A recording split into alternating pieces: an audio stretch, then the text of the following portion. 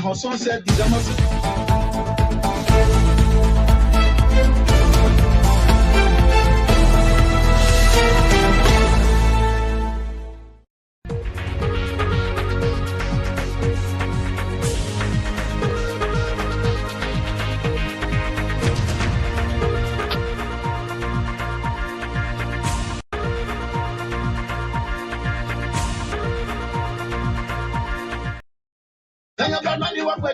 Produce more never no say more you Daniel we are now so when you magic. Casino. To buy die correct with them on when you get them on when you are going to blah blah. When you play your yes upon now, when you play your yes upon now, oh, in work I know, they bring with. That door what that man better seek it. Oh, look out to Rabbi. Almost I so. Don't know what do you quickly. But that helicopter G Welly. Oh, bueno, can you agree? He actually go.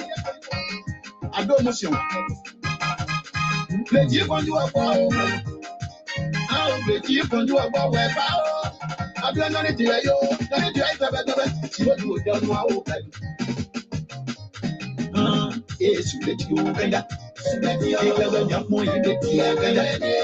See what one you are bought where power. Now you want to afford where power. Let you go. Let you go. Let you go. What you are bought here. Let you go. Apply your news for no. But you are in one case. My Lina KG Welly. Or bueno can you? Or upon James GT Welly. Then you do it. After Mr. Thompson, why gay? Dixon so gay. What I will know? Alita S gay. Clarence M gay. What I don't say so. Mr. Alfonso Zianso and Liva Camila Draone. So ye, you're not trouble, none of you. So ye, my Garakwe. What I 2 years and we will make it. When I took 1 year, I will. How much we are what am I know? That's your way. That's your way, young one, you're yelling. Dear move, walking your damn way. Hold it, I know your blower. Hold it, my baby, hold it. When I go down, you don't get a blow. When I get a blow, and you know where I will go. When I get a blow, I say I'm gay. I'm Okashi gay. Then I was gay. Andrew G gay. What's wrong? I don't know. My better see gay. On the bow. They do that. Be apple. My blue correct right here. They do a beer, my beer, I beer. Too sway. Swag. Monday, I don't Good evening to one welcome our viewers and listeners across the globe. I'm Alfonso Z and so of the Liberia Pocket Radio and Lpr-Tv. Welcome to the show. This is all things considered. Oh yeah, this is a special traditional song fading away here this evening. So I want to welcome our viewers and listeners across the globe. Thank you for joining us here. This is the Diaspora Informative News Magazine, and I'm your host, Alfonso Zin. So stay tuned here. Let's give you more song here, and I'll be right back. Alita S gay, Clarence M gay. I don't say so. Mr. Alfonso Zianso and Liva Camila Draone. So ye, you're not trouble, none of you. So ye, my Garakwe. What I 2 years and we will make it. Not 2 years and we will. Mama, so we are what am I know? What am I know? What am I know? That's your way. That's your way, young one, you're yelling. Dear move, walking on the way. Hold it, I know your blower. Hold it, I'm a little hold it. When I go down, you don't get a blow. When I get a blow, and you know where I will go. When I get a blow. All right, we say good evening, and welcome. This is the Informative News Magazine. I'm Alfonso Z, and so this is your program, All Things Considered, Wednesday editions, right here on the Diaspora informative news magazine. Welcome to the show.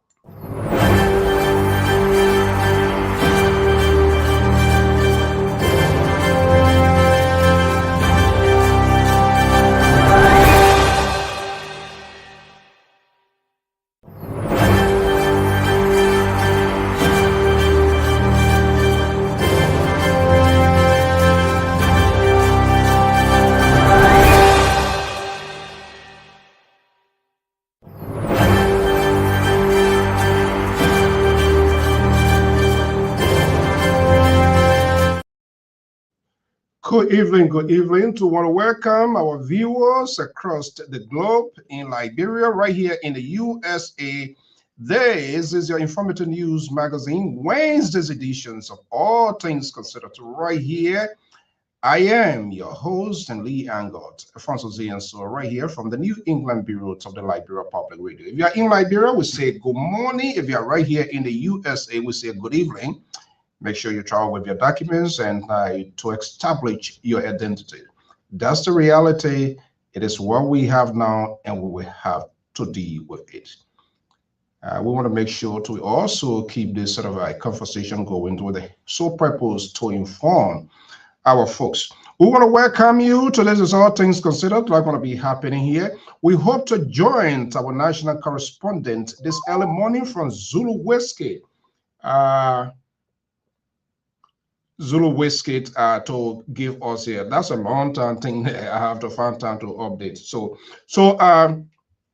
just hit the share button. I'm still dealing with this call here, but the Liberal tried to bribe me this evening here that acting like he's with friendly. You know, you're not well, you're not supposed to be talking and blah blah blah blah. You my director?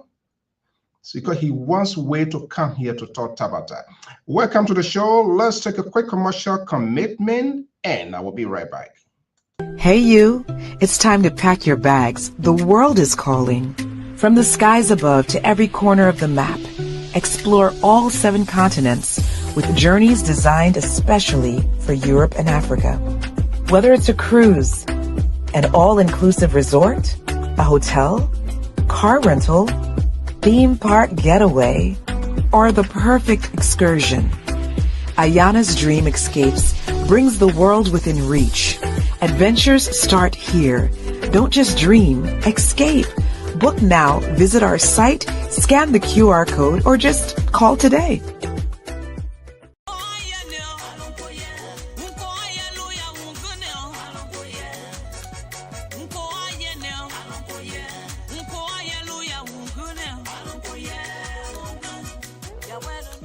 Hello listeners, this is Mazola, the lover boy. I'd like to invite you to this exciting program. It is called Dancing for Jesus. It is intended to play beautiful inspirational music to help you turn your life to God. Join me on every Sunday from 12 noon to 2 p.m. Eastern Standard Time. This is our way of showing appreciation to God for the good things He has done for us and continue to do. Don't miss this opportunity. Join Mazola Gizi on every Sunday from 12 noon to 2 p.m. Eastern Standard Time for the program Dancing for Jesus. Please be there because I will be here to rock it up for you.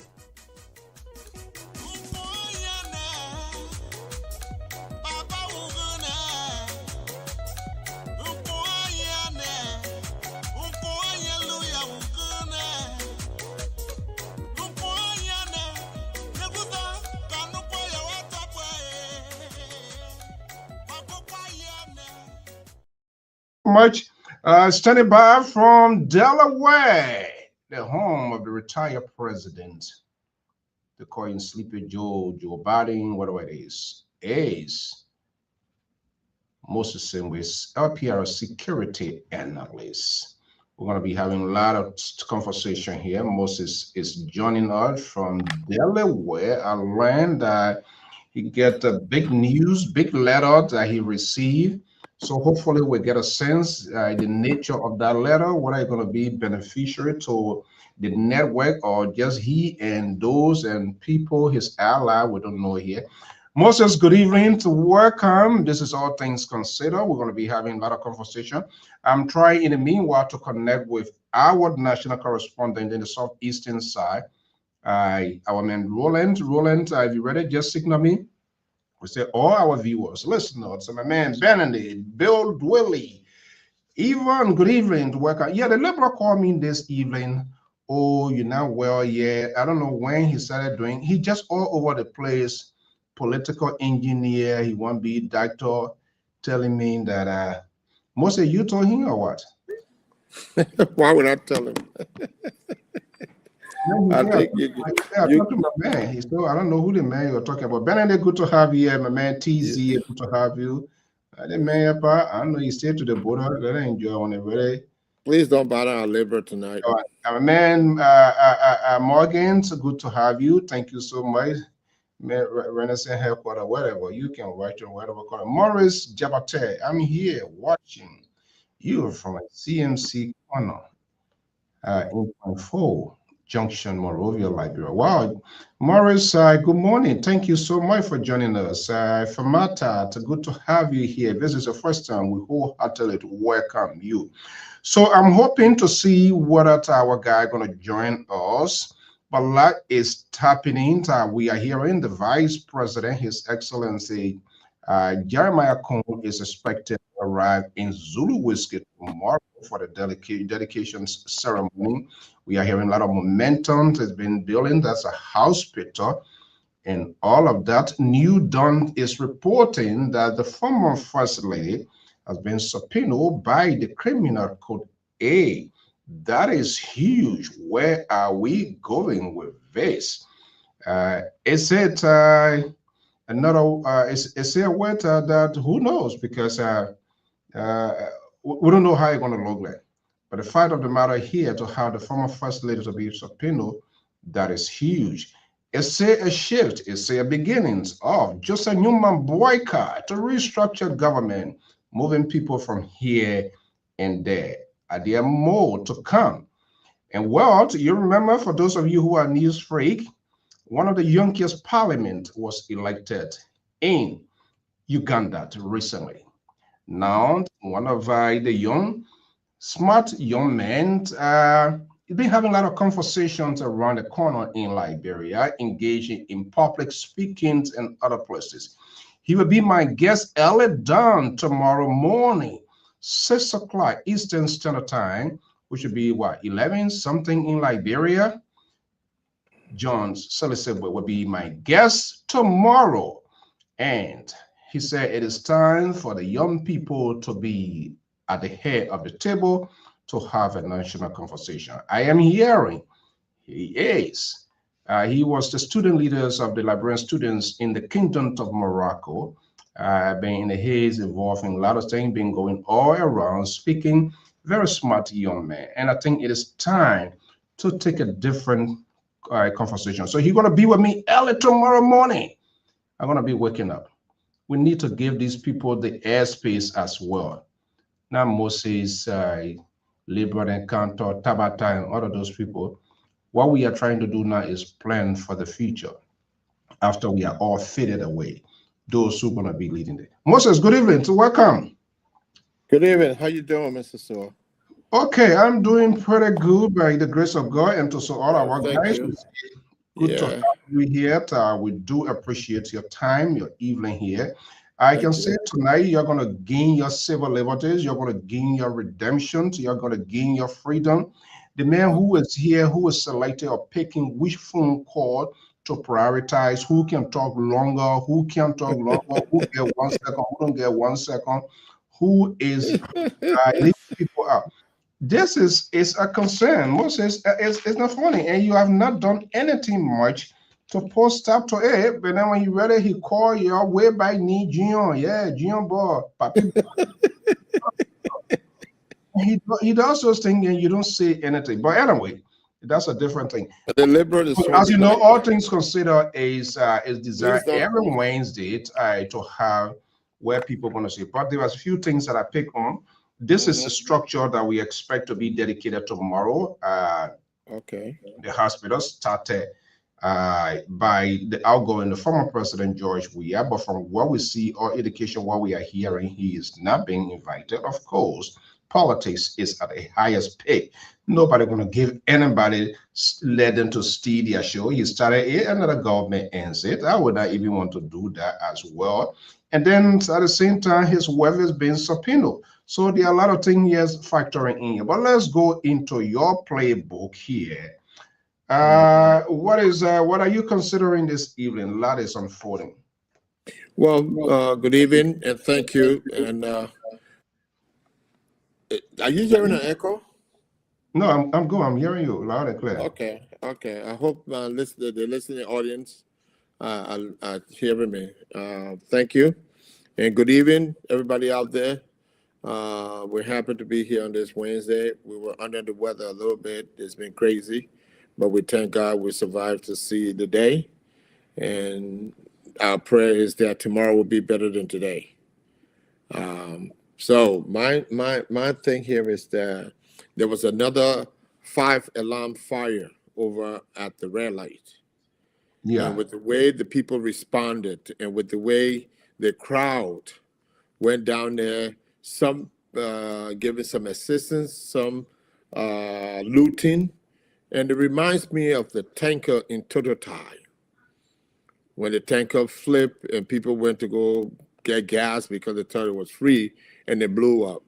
In any situation, given situation, the safety of the public is very essential when you have such 5-alarm fire.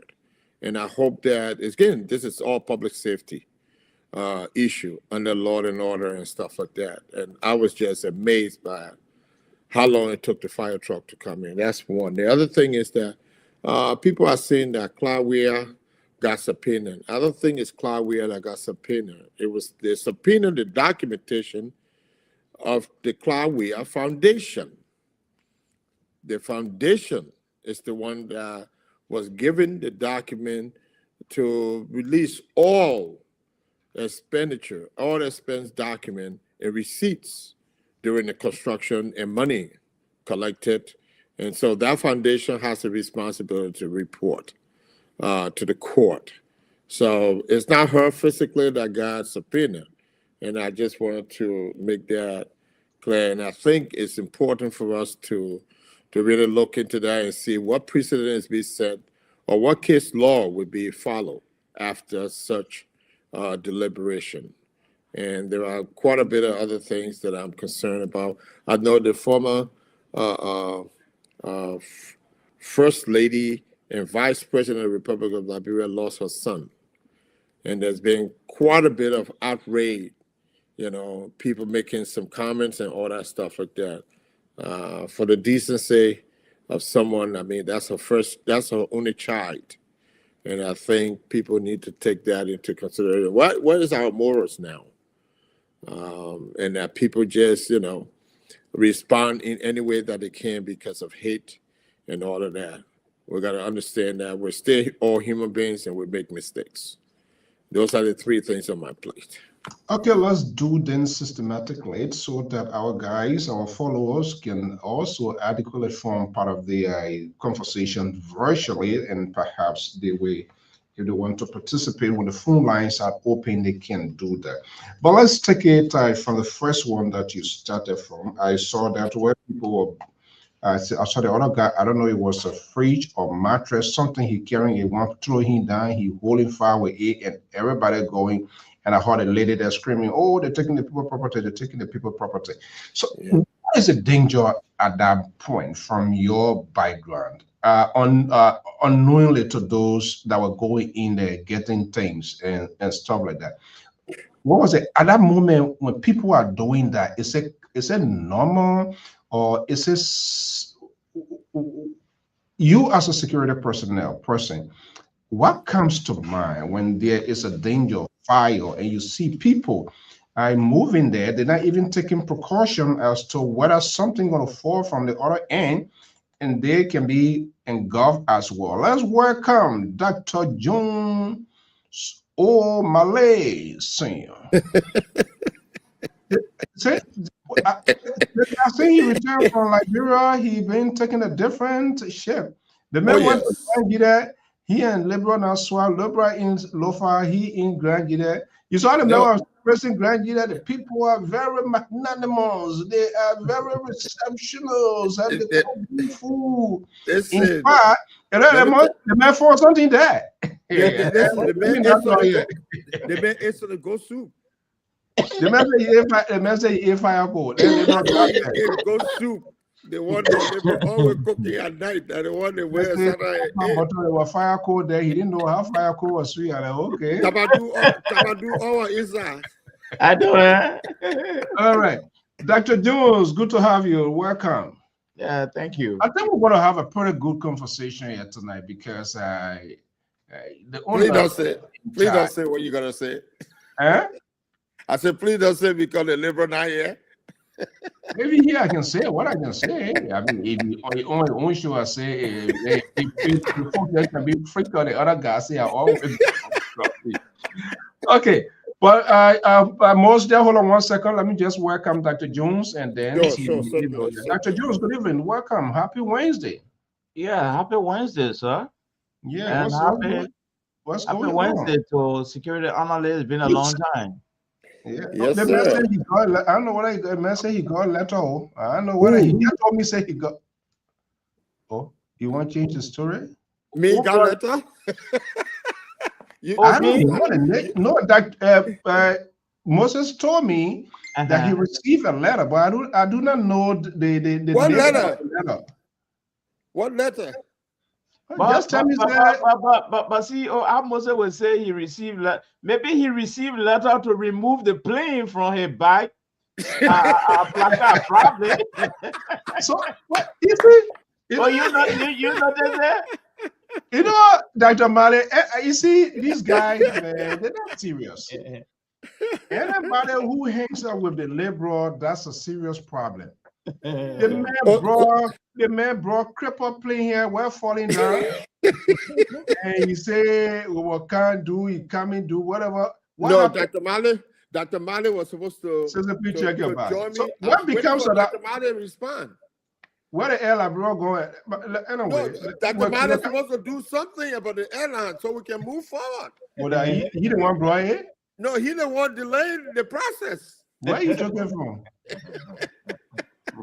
Okay, let's wait, Dr. Male. Dr. Male, good evening. Welcome. Yeah, thank you, sir. Okay. Today, Wednesday, light is going, man. I don't know whether it is the beginning of the shift in government from presidential affairs now to the Ministry of Sports. Really? To Lpr-Tv, Canada crowd now is going to, Canada know when I used to be at the Ministry of Post and Telecom. She been there. I thought that we were going to carry her. But, sometimes you got to just do it. I think that's a good beginning. You got a list? You have a list? I'm making reference to those two that I know about that the president. Okay. You're talking about the mini reshuffle? The mini, whatever. Yeah, mini reshuffle, Dr. Maya. You want the guy to can kill you. You see what he said, mini? But anyway, it's a mini reshuffle. Yeah, I learned there's a major reshuffle coming up. Oh yeah, the OME is about to unleash. Yes. Oh, wow. Who can run wrong? Who can run straight? Tara Collins, good evening. Welcome. Okay, let's hear you, Dr. Marlin. So what's on your folder that then I can go to Terry and then Moses can carry on. Yeah, I think what on my folder tonight is the issue of speed control in Liberia. I've been really focusing on this numerous accident across the country. And I also noticed the trucks. I don't know what is the regulation about the big truck. They even helping to damage the road in Liberia. Yes, and it really captured my attention. And I even talked to two officials who are friends of mine. I work at the transport ministry, and I was really concerned about this speed control mechanism across the country, whether they really have it in place. Okay. Good. Let's go to Terry. And what I want us to do tonight, we should just be strictly concise to the point so that we can touch on to each and every one conversation and potentially to allow the audience to also form part of the conversation. I send that. Sese, can you check your link? We check your email, please. Maybe you're not still on to Renaissance Avenue. Oh wow. Doctor here? It's not gonna be easy. I said the queen, the queen in town. The queen here, the beating happening with the queen, or since something happened. You see, there's a clear indication that the reshuffle already has taken off. Mostly, do you want to participate in tonight's show? Yes, sir. Queen, I beg you. I hold your phone. You told us you're not from Lofa. Why you want to do? Good evening. Welcome. Good evening. Good evening. It's good to be here. You know, and I'm glad to be here. The liberal forcing me with flu have been killing me, but I'm still doing. I'm doing. Terry refused to pray. Yeah, he said he arriving. I know you're not praying for all. I want to see the day of Pentecost. What's going to happen? I want to see. I want to see that. The day of Pentecost have already passed. Say you want to see the day of judgment. Okay, whatever. I want to make it. I want it. The day of Pentecost passed already. I want us to come by, then judgment come. People that are not supposed to pass, they pass, and they pass. I'll be close to Terry. Go through the radar. Okay, guys, let's get it going. Terry, what's on the mind? Say I send that. Can you? Actually, what's on my mind? I listened to the compact, the acting director for the MCC compact today. She was on OKFM. Very brilliant white lady. And she said a whole lot of things that we have not really been paying attention to. And among these things, one was that the compacts will not really take effect until 2028. She said because they have to do a deep, detailed study as regarding the areas that the compact will be needed. And she spoke about the energy sector, she spoke about the ports, and she spoke about the roads. These are the three sectors that they are looking at, you know, to be able to.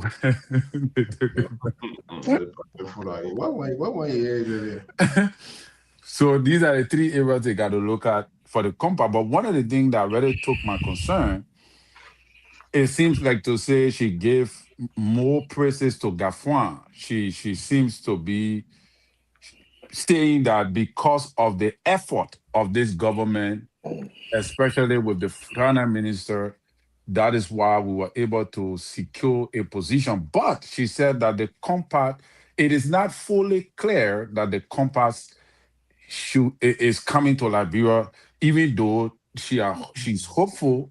She believes that we can secure it, but we have not signed for the money yet because there are so many things that need to be done before the compact can take effect. And I thought that particular interview was one of the best interviews in 2026 so far.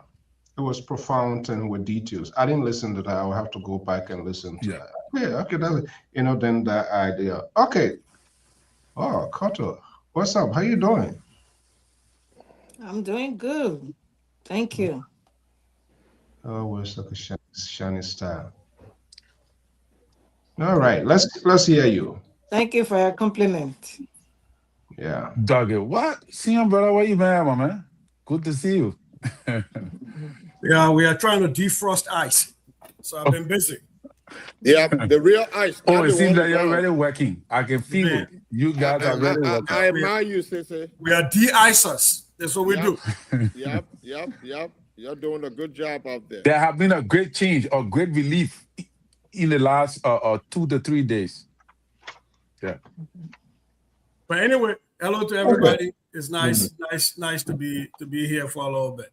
Yeah, I've been missing my home, but it's nice to be back. And I know Mr. So still here selling Discord, and I'm sure Dr. Mali is still. Dr. Mali, we bought land for the new Bela Yala. Put a D You He see, went there. He went there and saw the plane. the man left without notice. He coming to you now to something. He coming with You're talking your ice business. That's a very great achievement. Thank you, Sese. You're talking your ice business in the background, so ice don't even see me. All right, guys. I think the house is in full. Let's get strictly to the issue. Let's unfold it and see what we can get. Koto, what are you hearing? I told you were at the economic forum that I learned that. Oh, you went with Beslo. I said, you see how people then gone. They're not calling you again. No, man, I'm still here. I'm still on the ground here. You know, a lot of things tying us. Some of us, the kind of baggage we have, tying us. We cannot just move with the kind of baggage, so we stay around for now. You see? You hear what you said now? How can you change it for a gila? Hey. The word now, they put it inside there. I'll show you, my people.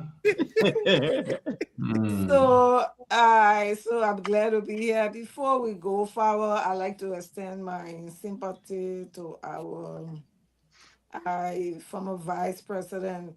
I know that's not a small loss. I pray that the Lord Almighty will fill that vacuum. It's not an easy, Lord, that we pray that God will give her that solace, that she will be guided through her bereavement. And going through our politics, like what my brother Terrence was just talking about, our MCC compact era. I know it's something that we all are concerned about, and what I've been hearing in the background, it is true that they have been actually concentrating on the 3 areas, but their main focus, I think, is mainly in the energy area. And as we all know, though the port and the roads, will be main areas that they will focus, but again, if we have to mainly focus in the infrastructure and working on businesses coming in the country, we will have to focus mainly in the energy area. Because if we have to break in companies coming in, we heavily depend on energy to function properly. So that's why mainly I think that will be the main area, though they might, chip in other areas, but the main focus will actually be in the energy area, like I am hearing. I hope that what my ears are hearing. All right. Okay. We'll get to the detail, and like I said, we are in full, so we're gonna just hit straight there, boom, boom, boom, boom, boom. All right, let's hear the man from Minnesota. Who's that? Dr. Mali, when you get PhD now, it gets special building can come with them. Okay, Mr. Goyle, good evening. Good to have you here. Welcome. Yeah, let it be for you, Dr. Mali. I miss you a lot, my man.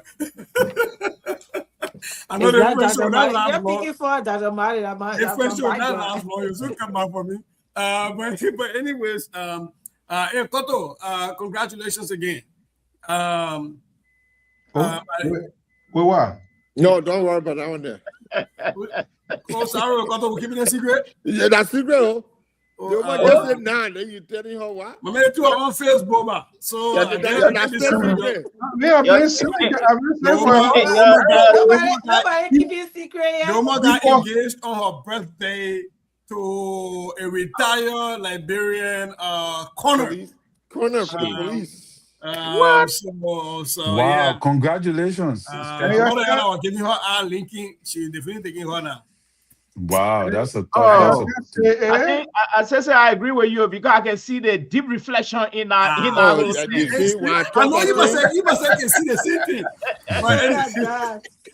Well, congratulations. Congratulations. I said nobody was talking. They say they may. I know, but people don't see it. I mean, sometimes things pass by you. So maybe probably the information flow in the loafer family. So that's So what how can I know? How can Male is not No, one. Male is not one of since them. They then, don't like Dr. Male. no, They since don't like then Dr. I Male. haven't really come on the program since that day. I'm not. Wow. But anyway, Congratulations. my Tabata, my concern is the fire that happened on Tuesday at the Prima mattress store in Liberia, and the videos that have been coming out, the cause and effect, what's causing the fires, and the effect of when these fires happen, like people going in and looting, and people, what makes people to be that brave, to care less about their own safety, to go into fires, lifting freezers and everything. We saw a similar thing, but more tragic, happen in Turota a few years ago. But what is causing these electrical fires, and what are some of the social psychological reasons why folks will actually go into a burning building to take away mattresses and freezers and other pieces? That is what I got on my mind. Cool. So I moving concomitantly with that of Moses. So I don't know how long this friendship going to stay, but let's see how it plays out. And let's go to Chief Tamatila from Fire Bwaka. Sato. Thank you, Mr. So my interest is still on these infrastructure conference that is happening in Ganta.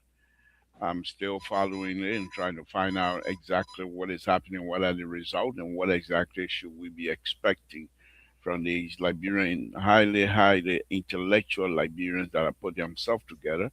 I hope they will show their juice, and I know they didn't. Many of them didn't eat their school fee, so they will show to us, because quite recently the Minister of Public Works put up a pamphlet called a 5 years plan, infrastructure plan. In 5 years, President Baka hopefully will still be here, and that's give us a hope. If President Baka will put that kind of thing up, that means we're going to be here for another 6 years, and I love that. And so I'm hoping that they will come back and strengthen the hand of the president by presenting, unlike pro-poor agenda, where they will present and implement effectively. That's what we're hoping to get. Welcome, ladies, gentlemen. Tonight is Wednesday, and the program is on the way.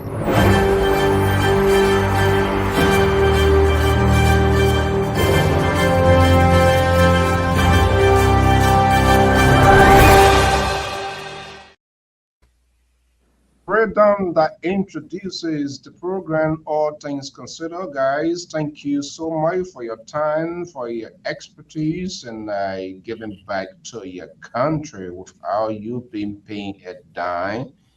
We owe that to you. We say welcome to the show. News is something that is concurrent, happening, and what is happening now? House burning, people going there, taking mattresses, dropping bag, carrying suitcase, whether that bomb inside, whether that explosive, or whether, who knows, whether they're carrying their own death, nobody knows. But what is responsible for all this, and how long did it take of rescuers to get there? Is it part of this congested city that even first aid personnel cannot even have access to these places? So there are a lot of things involved. So I don't know. Moses, you took the lead on this here. You as an investigator, so those people that went down there and were taking think crime is being committed, they should be arrested and locked up? Well, the first thing is, I think there has to be some education, because as I stated and insisted, rightfully, buttress, not too long ago, there was an explosion in Totota with that truck, the turn of the tanker, and we saw what happened, and so many people perished from that. In the incident of the fire, as I was watching it, you asked me earlier, before everybody came in, and my mind is looking at what a dangerous saying that is. You don't you don't know if they have flammable containers in the place, in the store. Everybody rushing in that store. If that store blew up, we're talking about serious casualties. No one, public safety is very important. There was no line set. People were not trained not to go near the fire. It took the fire department forever to come. They brought one truck. Then after a while, before the other truck came in, the first truck ran out of water, and the fire continued to ignite because and the way that they swept the fire, they went in and they were sweeping the water from the bottom, and the fire was igniting on top. So everything from the top that was burning was dropping. And sooner or later, you saw that when they ran out of water, the fire became more. And you don't know if gas was in there, flammable liquid was in there, and the more and we learned this in school in Liberia, where they said that oxygen create combustion. So as much as the air was blowing, it was bringing it in, and oxygen, and that's what was happening. So for me, we really need to understand that public safety is very important. Number one, people's lives are very important. You want to save lives because the property can be rebuilt at any time. We don't have, I don't know if we have an emergency response process in place for natural disaster or for man-made disaster.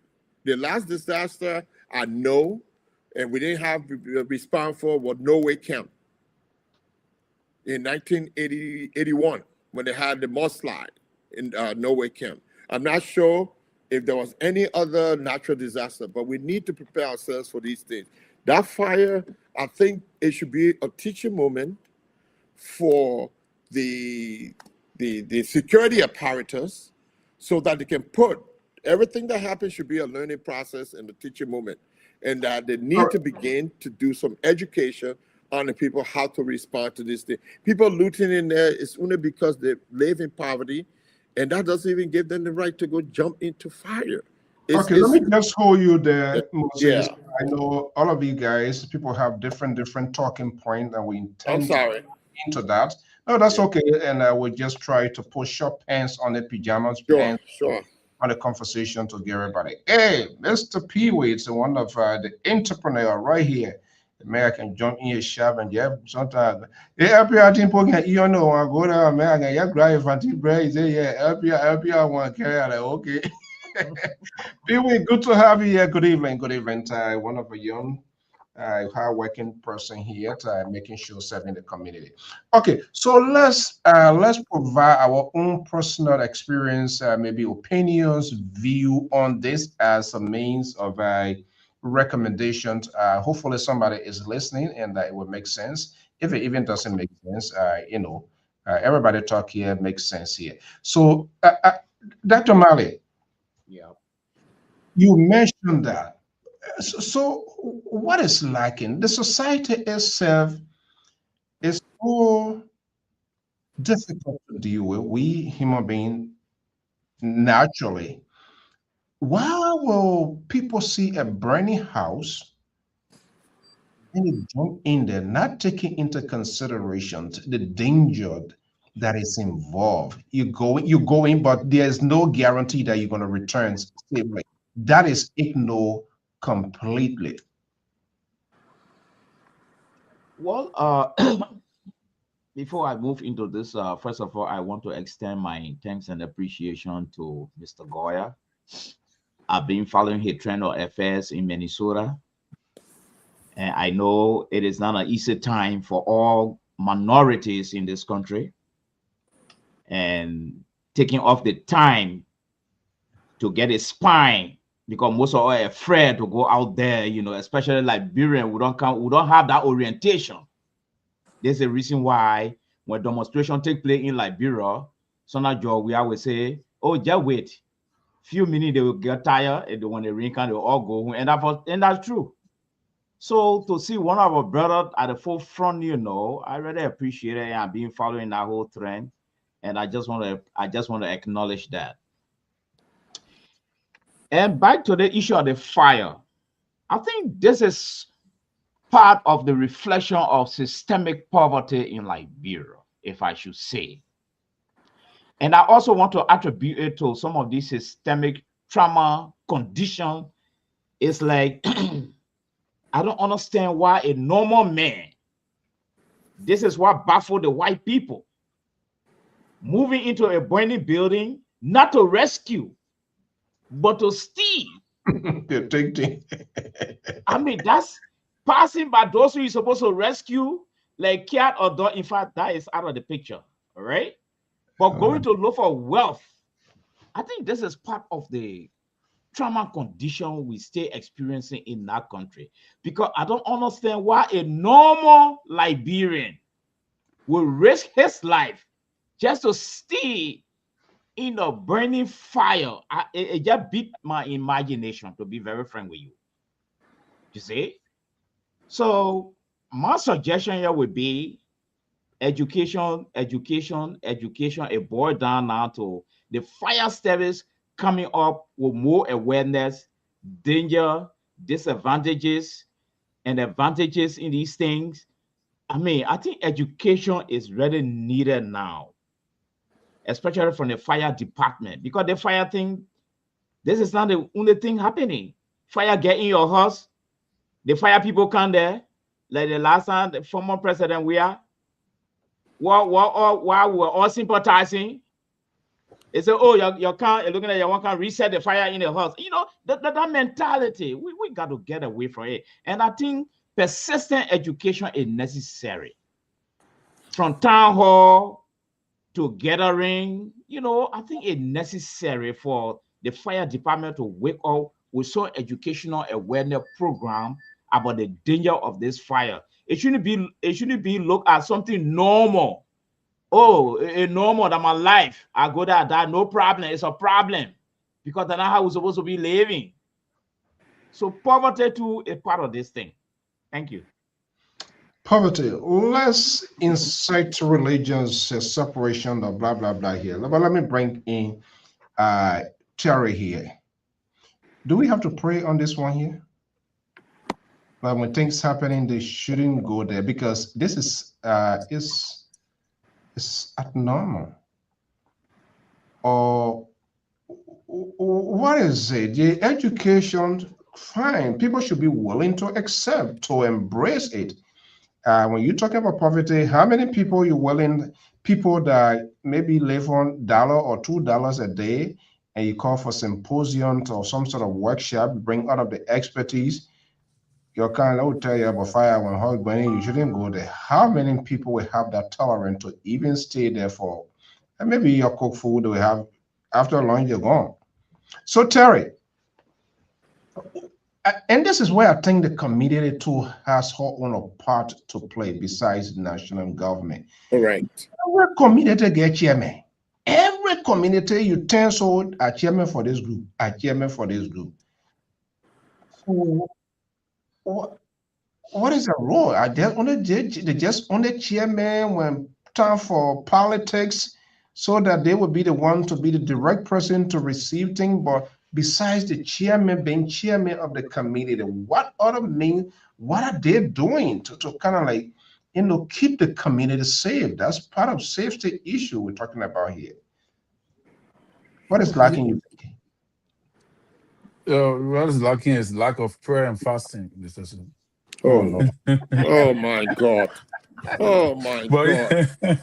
Like fasting made people hungry. They go there for freezer. They put my fast. They put looking for food. My man was hungry. They call for fast and pray. My man put it on the floor. He man went to the bathroom. So, Mr. So, I want to ask you here. That poverty, somebody who poor, they will be stealing freezer to carry to the house. Somebody who is you say the person poor didn't get money. That freezer they will be stealing to carry to the house. Even in the great United States of America, when that thing happened here, where the demonstration were going on during George Floyd incident, these people broke in stores in downtown Minneapolis and in other parts of the other states. They were breaking stores and stealing shoes, Nike shoe, and other things. So I would not want to agree with Dr. Mali that this is poverty. I don't want to agree with that because in America, yeah, it happened where people working, they can afford to buy themselves things. For when crisis broke up, they broke in stores and they start stealing Nike shoe and other things. Subjective. So these things are people personal way of thinking, personal reaction to crisis, right? Because this is what, and I always like to say that some of these people, they are the reflection of the people they sent to the house. They are the reflection of the leadership they have.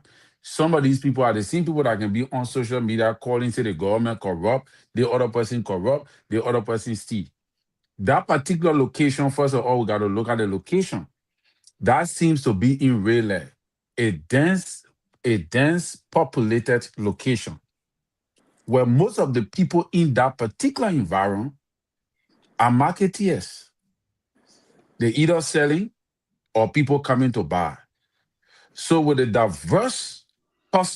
diversity of the kind of population in that particular location, will definitely trick up the reaction as well. So we have to look at all these things psychologically. From my perspective, I think it more or less have to do with individual perception versus blaming the whole country that because of poverty, this is why people are doing what they're doing. Mr. Goya, what is the central missing point here? Yeah, first of all, Dr. Mali, I appreciate the compliment.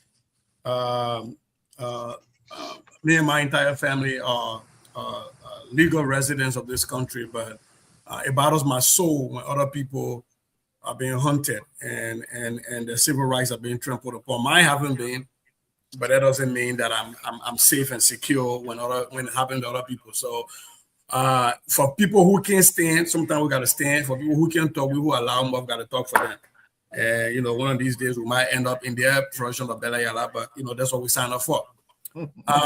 Having said that, I do agree a lot more with Dr. Mali and somewhat with Terry.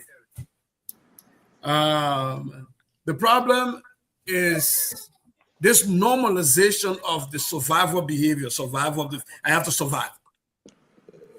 This has happened in America before, and Terry talked about it when Minneapolis was burning here during the George Floyd uprisings, and people were going into liquor stores that were on fire, and alcohol that we know ignites.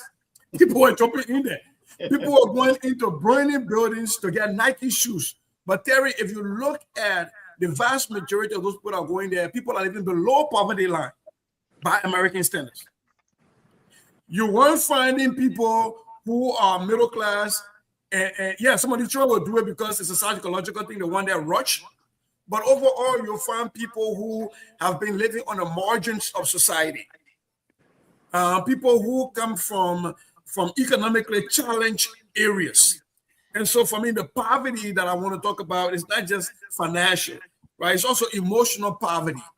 Right, for a long time, have you felt like you haven't been seen by everybody else, and everybody else when they see you is just they see you come up again, I'm buying water from you, and the moral poverty, and that's one thing you can't teach in schools. You can't teach morality on every situation in schools, right? And so I think there is a place for the blame to be on government, where people live below the poverty line, live and make below minimum livable wage. And also on communities where, what is our moral fiber as a society? Where do we stand as Liberians? How do we train? How do we teach where the schools don't teach? Where do these people go for this education, for this form of education, right?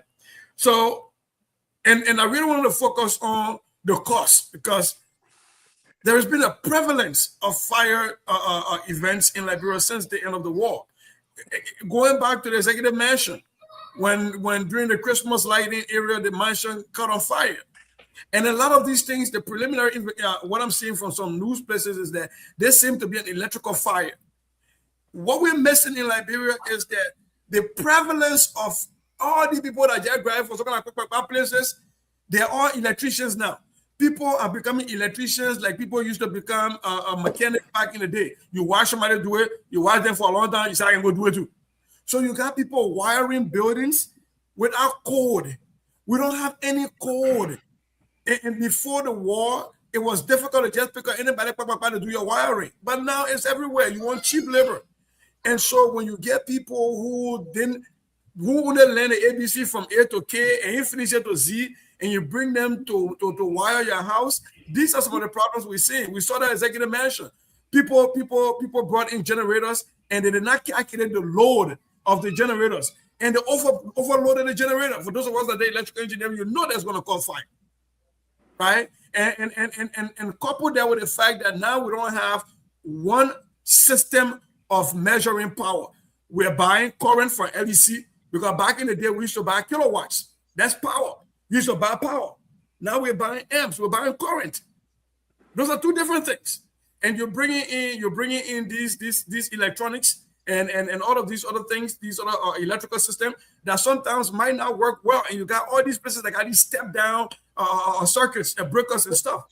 And so I think the bigger conversation that needs to be had with this plethora of fire outbreaks is how do we go to an area where we start having code enforcement and a way to say, here is how you wire a house. Because that was a dangerous thing. That is, to Terry's point, red light is very populated. And what Moses said, that is a store that selling furniture. They could have been stuff in it that's combustible. What does whole place have blown up? Right. So for me, I'm looking at it from, why would people jump into a building? But I also want to look at it from what is the root cause of all of these fires that's just happening all over the place. All right, everybody frozen? No. We're waiting for you. We're waiting for you. I want to add to what Sister just said, if I could. Hold on 1 second, Mose, before you go. Deliberate. Let's let it deliberate. Why, you want to get juice or what? The baby juice? No, my system went off, and I came back, but I went and perused the stuff I introduced here earlier. And from what I look at, the picture I look at, a picture is anything. My spirit just went straight down, man. If I was to spirit up, don't come bring yeah, man. You count on these people so much, you pin your aspiration and hopes and everything else on the floor racks, and then they just dash it. Sister here talking about coal. When you go on the picture, just the pictures, not even the video. They're talking finances.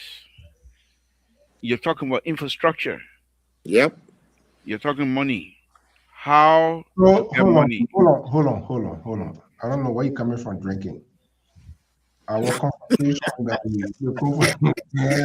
I don't know why you're not drinking. I want me a mother be running cha now. We ain't talking about no money being there. They're supposed to many people taking fire. That's what I'm check the juice. You check the juice about a bit drink. Maybe he meant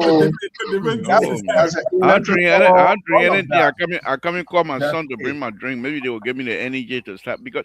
But on a serious note, they made that kissy mail. They were talking about wiring here, and the last time I was in Liberia, I know before it's just crazy. Everybody is sister correct. Everybody is electrician.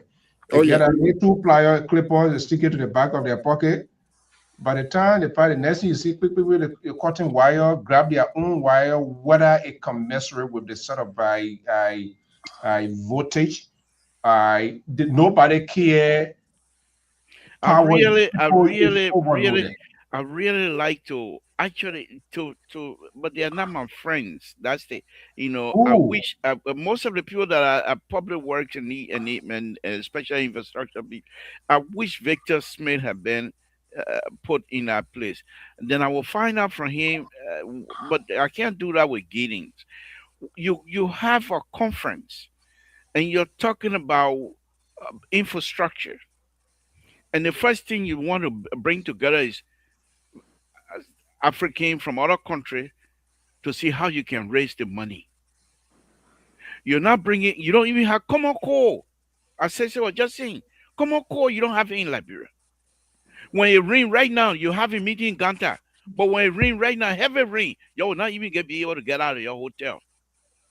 But yes, still you got people from other countries, and they're young, but all they talk about how to raise the money, and it's very sad.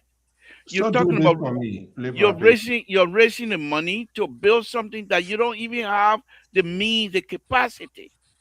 Okay, the house burning you're talking about. We saw it here 2 years ago. I think it was a church building. The people building with nothing. The post still running. The whole thing flipped. The whole thing flipped. When you're doing your foundation, until that you try to do the overturning movement to see how fast this thing will go. They don't do anything like that. They just say put foundation. And one of the things you will find, like, bro, when they're building a house, they go maybe 15 feet interval, and they put a pillow, they put a column in there. What are you putting column in there for? To do what? The roof, the weight of the roof itself can be carried along with when you build your house. You have what they call purlin, the plank that go on top of the concrete, bricks, the brick. bricks. That's why you put your purlin and things like that to rest on. Why you putting these steel in there for? The steel, when they see it, oh, my building was no. You want to hold your foundation together and your how to call it, the floor together. You put wire through the foundation and they pour them together. Okay, that's how you do retaining wall and things like that. But that's not even the issue. What really getting to me right now? When you go on public website, they wearing Lapa suit. The men wearing, you see, seeing Lapa, they're so close for infrastructure conference. They wearing clothes. And you know how when people die, everybody wear the same thing. When you go on there right now, I look at the picture from yesterday. I say, okay, maybe they're doing it for. But all of them now, they're not wearing that. Who are wearing our suit? They're there. I'm calling name. They're there. You go there, you'll see it. They wore different suit yesterday, different color yesterday. Today, a different color. I bet you tomorrow. What are they doing? They won't be uniform. Okay. You know what? I know tomorrow. Anyhow, let me get back to Sissy point. Sissy, you're quite correct, brother. As you were talking, I was just laughing because these things, the people, most of them were here.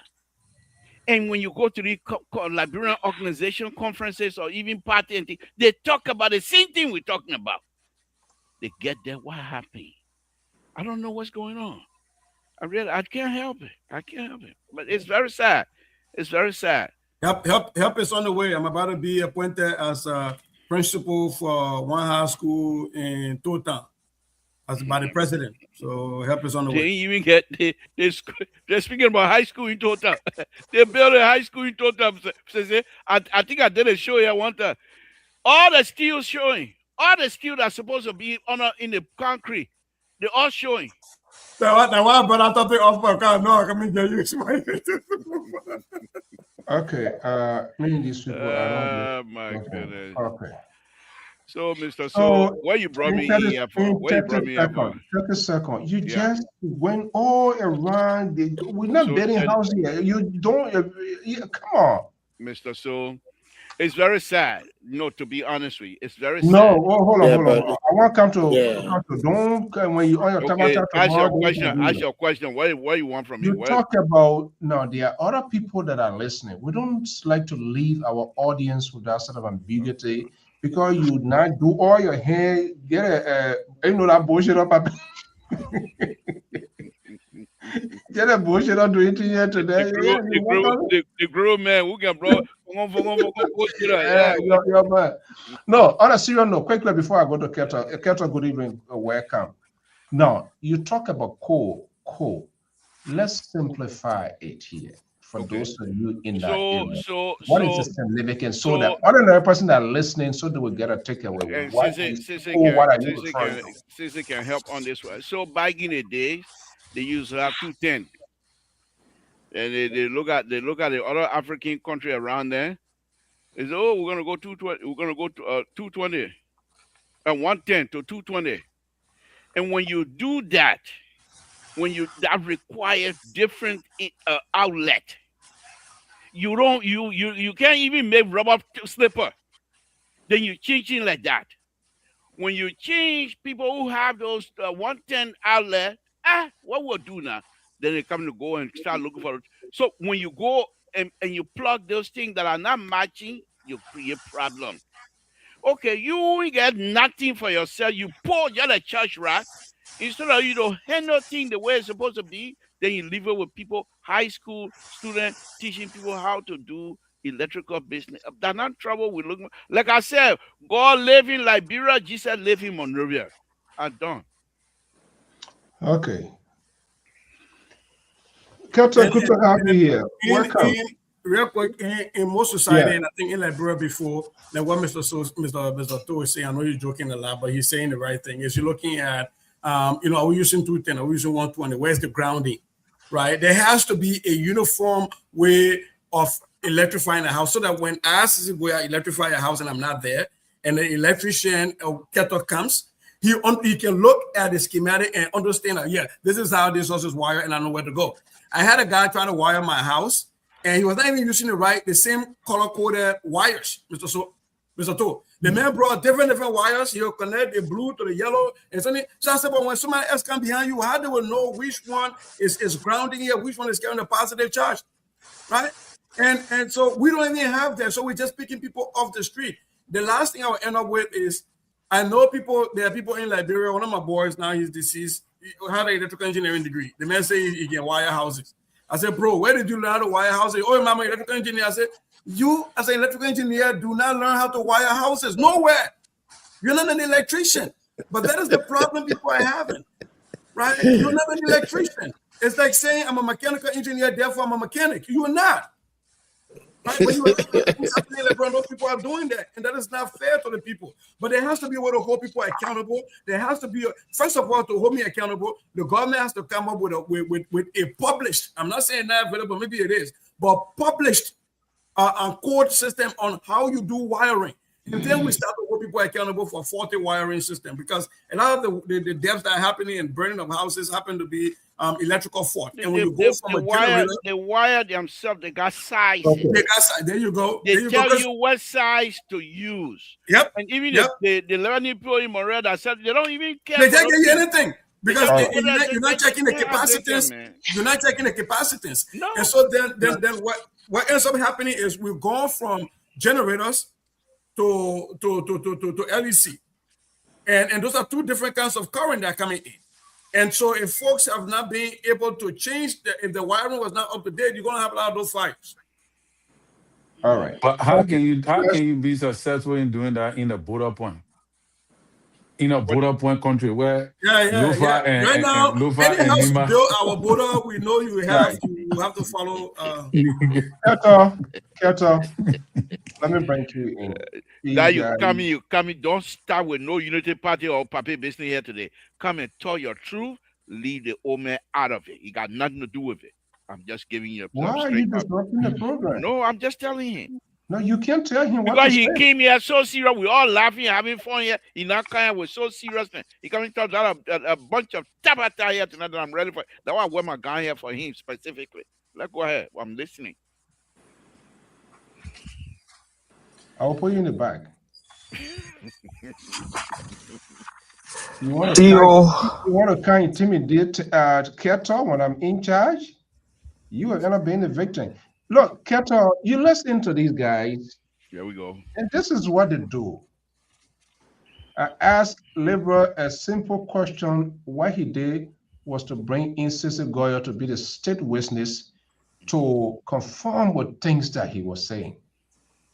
Terry on the other side, oh, yeah, y'all gotta be to the border. This is the distraction. This is how they avoid talking the real issue. So when they see people who will hit the nail on the head, they are frightened. All right? Since they came on, the first thing he told Dr. Mali, oh, we're coming be better, yara. Can you imagine? So this is the tactics these guys, they deploy these tactics on purpose to kind of like put all into a position because they want to take charge. And these are all the creations of the liberal progressive and his ally. Talk to these guys. Let them hear something better, buddy. Thank you. Sissy, how you doing? I told you I'll be on you 4 to 4. Yeah. I want to see the security analyst, wannabe politician, and also the Reverend here. I'd like to say hi. Liberal progressive. There's no way you can sanction the independent voice on this show. As a matter of fact, I will start by saying you owe the Liberian people an apology. You saw us speak in the bag. You brought an unsophisticated person. Yeah, I gotta say that. Somebody who, and I know the security analyst looking at me for his honor eye, but that's all right. You'll be all right.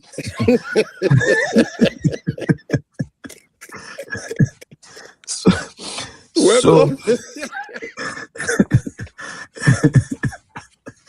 Oh my God.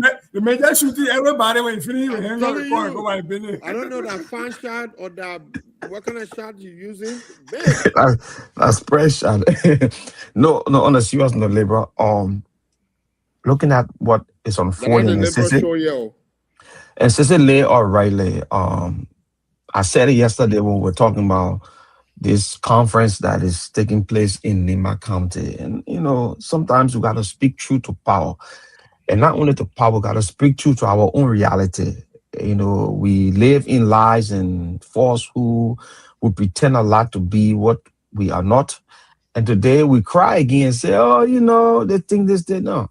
The reality is you're having a conference where we're talking about infrastructure development. Our country has been lacking infrastructure development from day one.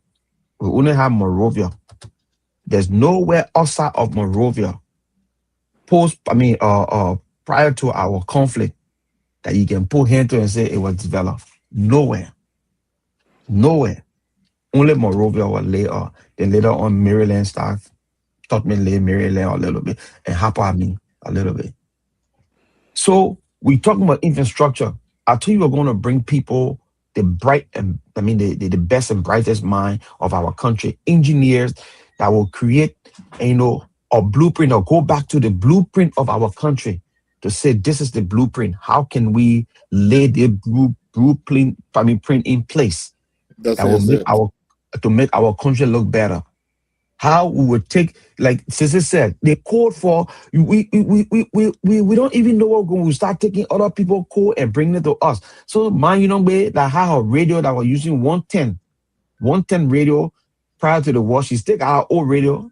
She got her analog TV that 110, but he introduced 220. You even tell say that 220 will bring in now. The man go and plug a 110 radio inside our TV. The whole thing blow, boom, fire cash.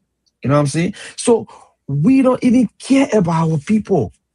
And for us, like I said on the other show, that know better. We live outside, we've been exposed. It's about time that we start telling these people truth. Government after government come, we give our support to them, they fail us. Now, it's not about government, even though we need somebody to lead the country, but when you're not doing it the right way, brother, we turn our back and tell you, say, get out. Let's look for the bright and the best and brightest to lead our nation. It's sad. People poor in the country, brother, the store burning. This is not the first time for a store to burn like Liberia. Indian people store burning. We used to see normal days, work on normal days. Indian people lock their store by 8, 9 o'clock. You see smoke coming from inside. On the first floor, nobody know what happened. Smoke just coming from inside. When they go bust the light, everything burning in the store. So it was like, for me, it was like a conspiracy. Maybe they were running away from something or they wanted to get some insurance. But we're back in the days. Now, it's all about the electrical way of doing things in our country. You got someone like John Paul who drinking out of King Jude. He got plier on his side. Call him a man can go face my leg. He collect direct current from the pole. It has been even changed. Direct current, DC, and pull it to where he's over our AC. And then what happened? When the current go and current come out with force, that thing they're passing through line and are so thin. And not even correct wires that they use. Pass through a boom, the house catch on fire. and then the place burned. So we need to be serious about our conversation moving forward. We can talk about the politics and joke about it, but it's getting serious. Is it? We cannot stay in this country forever. Some of us who want to return home. You can't go back home after you now work hard and put all your investment over there, build a little nice place, and you worry about, damn, I'll be laying on one day fire will catch my heart. Or what happened? And look at how we even building our houses. That we impressing. That we impressing, brother. You see the iron bar we can put to the door? You lock that door there, you sleeping, you snowing, something happen. Your neighbor can't even bust your door. Because of the kind of way we engage our people. And I think it's sad we should start speaking truth to power. We got to start speaking truth to ourselves to move our country forward. Yeah, and this is why Dr. Malley, when he says these things, when he speaks those things, that people should be held accountable. There are some people who's supposed to be contained, but somehow you put them there. They don't need to come. Like my brother was telling me, Sheldon used to be one of the people, but right now, you can leave your car open. He said, nobody don't touch it. You can talk on your phone. Why people are behaving the way they are behaving? They want war situation. The people just use that and do crazy thing, wicked thing to people. And when they finish, when they take them somewhere, somebody bypass them, they take them and put that out. So it has becomes like, it's like a culture. It's like a pattern. Oh man, I would do it. Alfonso did it yesterday. Working out of it myself, I would do it too. Dr. Jones. Oh. What? I think we're done. We got to shift gear now. We can't be. No, because everybody talked a few times. I told you I wanted to respond to certain things. Since it said, you say, okay, I will come to you. Let it liberal talk. Yeah. Okay. And no, just sitting here listening. You started it, right? You yeah.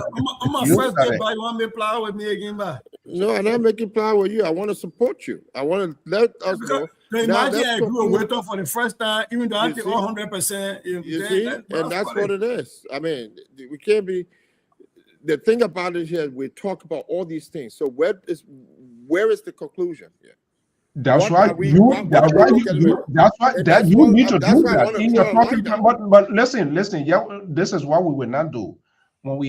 I'm here, and this is why when we start here and say, what is when you state your point, that's where we started from. I think Cecil were in a call with that. We were talking about the I'm coming, and we're talking around the room. Everybody's Terry came with his point with respect to the compound issue. We have not touched on that.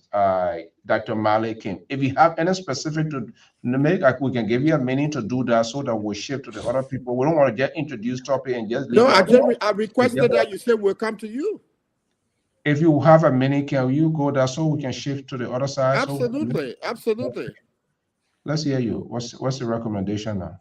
Okay, the recommendation is this: in as much as the United States is one of the most powerful nations and we're programmed, there's something called Fire Prevention Week, October 5th through October 11th.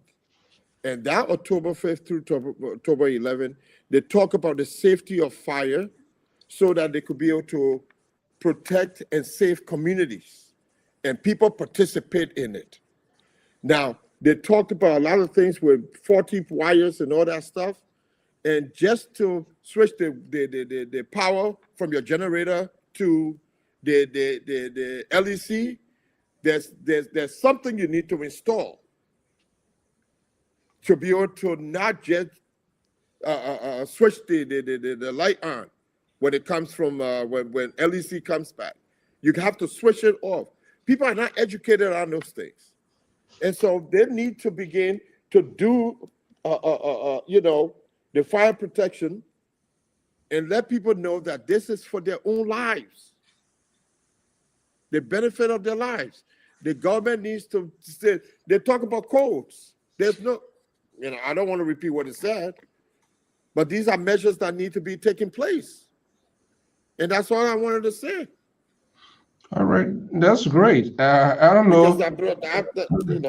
It's not already streamed. We saw what happened with the Capitol building. We saw what happened with the Capitol building issue, right?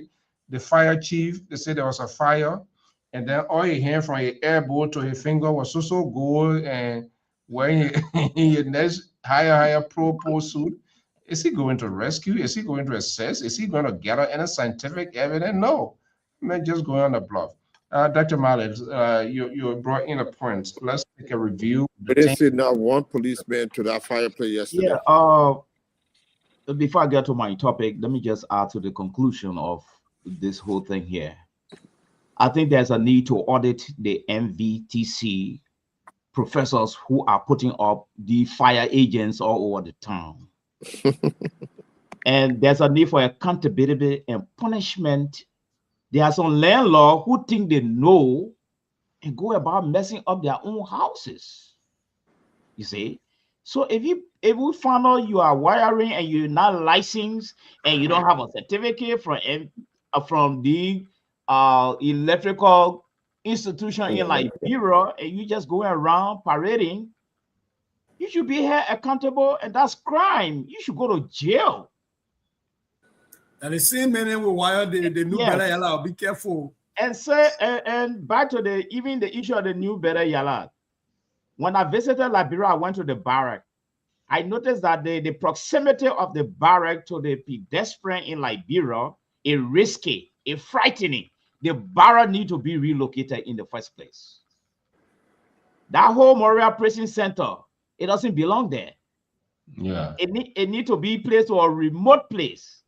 But anyway, we'll go into the detail another time. Let's move to my topic. I have been talking to the assistant public relations officer at the Ministry of Transport, a friend of mine, and he was able to give me a statistic that make follow up, and they were authentic.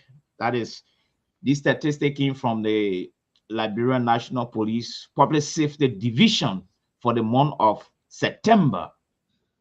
There were 157 accidents just the month of September. 23 deaths, 144 injury, 249 vehicles involved. And most of these vehicles have been having problem with some segment. That is the cement truck, the gas tanker, the sand truck, rock truck, dirt truck. These people are moving midday in the midst of pedestrian with heavy speed to meet the demand of their customer and other things. It's even adding to the speed issue in Liberia.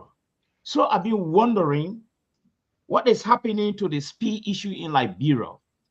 Like Jawa was saying about the fire thing. All right? Education. Is this the priority of the government? Is it the priority of the ministry? But people are really dying prematurely in our country. Half of it from overspeeding in Liberia. You see? So I have a few recommendations. One, there's a need to audit driver licenses in our Liberia there. Who are these drivers? What driving school they really going to? And if you are impersonating, you should be held accountable. We'll get you the due process. And if you are foreigner, we have to send you home. You can't be killing our people. All right? And that's the first thing. Secondly, we need to audit the driver schools. Who are they? Where did they get their credential from to be training people to drive? We need to audit all these things. You see? And the issue of inspection. Are we inspecting these trucks? The trucks moving whole day in densely packed communities in Liberia. Midday, the truck moving up and down. So, suggestion number one, there's a need to erect over 10,000 speed bump in Monrovia itself. Just 10,000 speed bump all over that place there. To keep the guy under control. Yes. Suggestion number two, I'm sure all trucks of all sizes should plow the street between 1 a.m. and 3 a.m. After that, you should be fined more than $60,000, like $1 in our country there, so that our pedestrians can have space. The children that cross the road every day going to school, and you find the truck just moving up and down, up and down. So the suggestion now is from 1 a.m. to 3 a.m. That's the time you carry your cement. That's the time the gas tanker should move. the dead carrier, that's the time they should move. After 3 o'clock, you park your car, you wait for 1 a.m. again. We see you on the street, you be arrested and fined, and maybe you be kept at the police station for more than maybe 3 days before your due process even begin. We need to put some sense into the system. Those are the reform, we want reform that will touch the life of people. Like you said, a radical reform, right? Yes. Thank you. Okay. Okay. This one here, let me bring in Lebron. Lebron with specific, especially the security. I'm not sure I'm using the right word for our rules. I mean, here there are certain places, transformation or to reform is difficult, but we have to deal with it. Like these trucks, I think Dr. Malley, people might say he going to the extreme. We remember the waterside issue there, where that hell of a big truck. There are some places they shouldn't even be going there. And even if they are going there, what is the conditions of those places? Now, the liberal. CEO, before you call the liberal in, I left one other suggestion. I noticed that the government is spending so much money to build our roads. These trucks are damaging the road. So we need toll. Toll should be placed in major area properly there, so the trucks be told where to go, and they should be helped to repair the road. So we need a toll booth all around Liberia. Thank you. The liberal. That area here with this road here, and that is very crucial. Your own village, my own village, people using that border, all of the things you talk about, the timber, the this and that, because see how the road looks like. The owner of the area, they can't even go through. Motorbike can't go there, but they can't. They mess the road out and they go by their business. Whether they are paying the equivalent taxes, like Mali said, to maintain, they're using it. They're getting their businesses and everything running. But meanwhile, the owner, zero. We're not hearing you, Papi. My granddaughter, she again trying to disturb me thinking I still nobody juice tonight. I don't know what she bothering me for. Yeah, man, y'all have I tell you, the man come to can't get I don't get nobody juice. That's what happened when you used to taking thing, and then time the thing out there, they said that you take it and they come to you. Whatever. Speak your own. No, but on a very serious note, Mr. So, look, the road business is not anything big. It's just you take bread, say I call it mango bread or fura bread, right? Long one. When they make the bread, there are things in that bread, that little thing that you can eat. Outside of it is dry, but inside there are certain ingredients in it that you can even make it when you're making the bread. Now, let me take it from food. When we were growing up in our area, Biai Total area, they have Cigar, which is a timber company. They get log from the wood from the forest and take it all the way to Tapeta. They used to ride on that road, and sometimes they carry what 4, 5 big logs. You don't know how much they weigh, but I know they weigh more. But not once that road that they travel from the bush all the way to Tapeta for years, the road never fall apart. There's a reason for that. When you build anything you build, if you don't have good foundation, it will not last. Okay? The road Mali's talking about, these people, the drivers and things, I keep saying this and I will say again. The infrastructure business in Liberia, specifically when it comes to road, there are 3 agencies, as far as I'm concerned, that's supposed to have regular meeting. If it's not weekly meeting, if you can do twice a month. Minister of Public Works, the Minister of Transport, and the police, they need to have a meeting. The public work, their job is to design and build. The minister, when you build these things, based on your calculation of your roadway design, based on your calculation of your structure section you're going to put down. It will tell you from the beginning you do your design. It will tell you the weight, just like the building you put down. The building you put down, when they got what they call live load and dead load. Okay, and Mr. So, please, don't use it on me. I just give you an example. I'm not a dead low. I'm a live low. Let me tell you right now.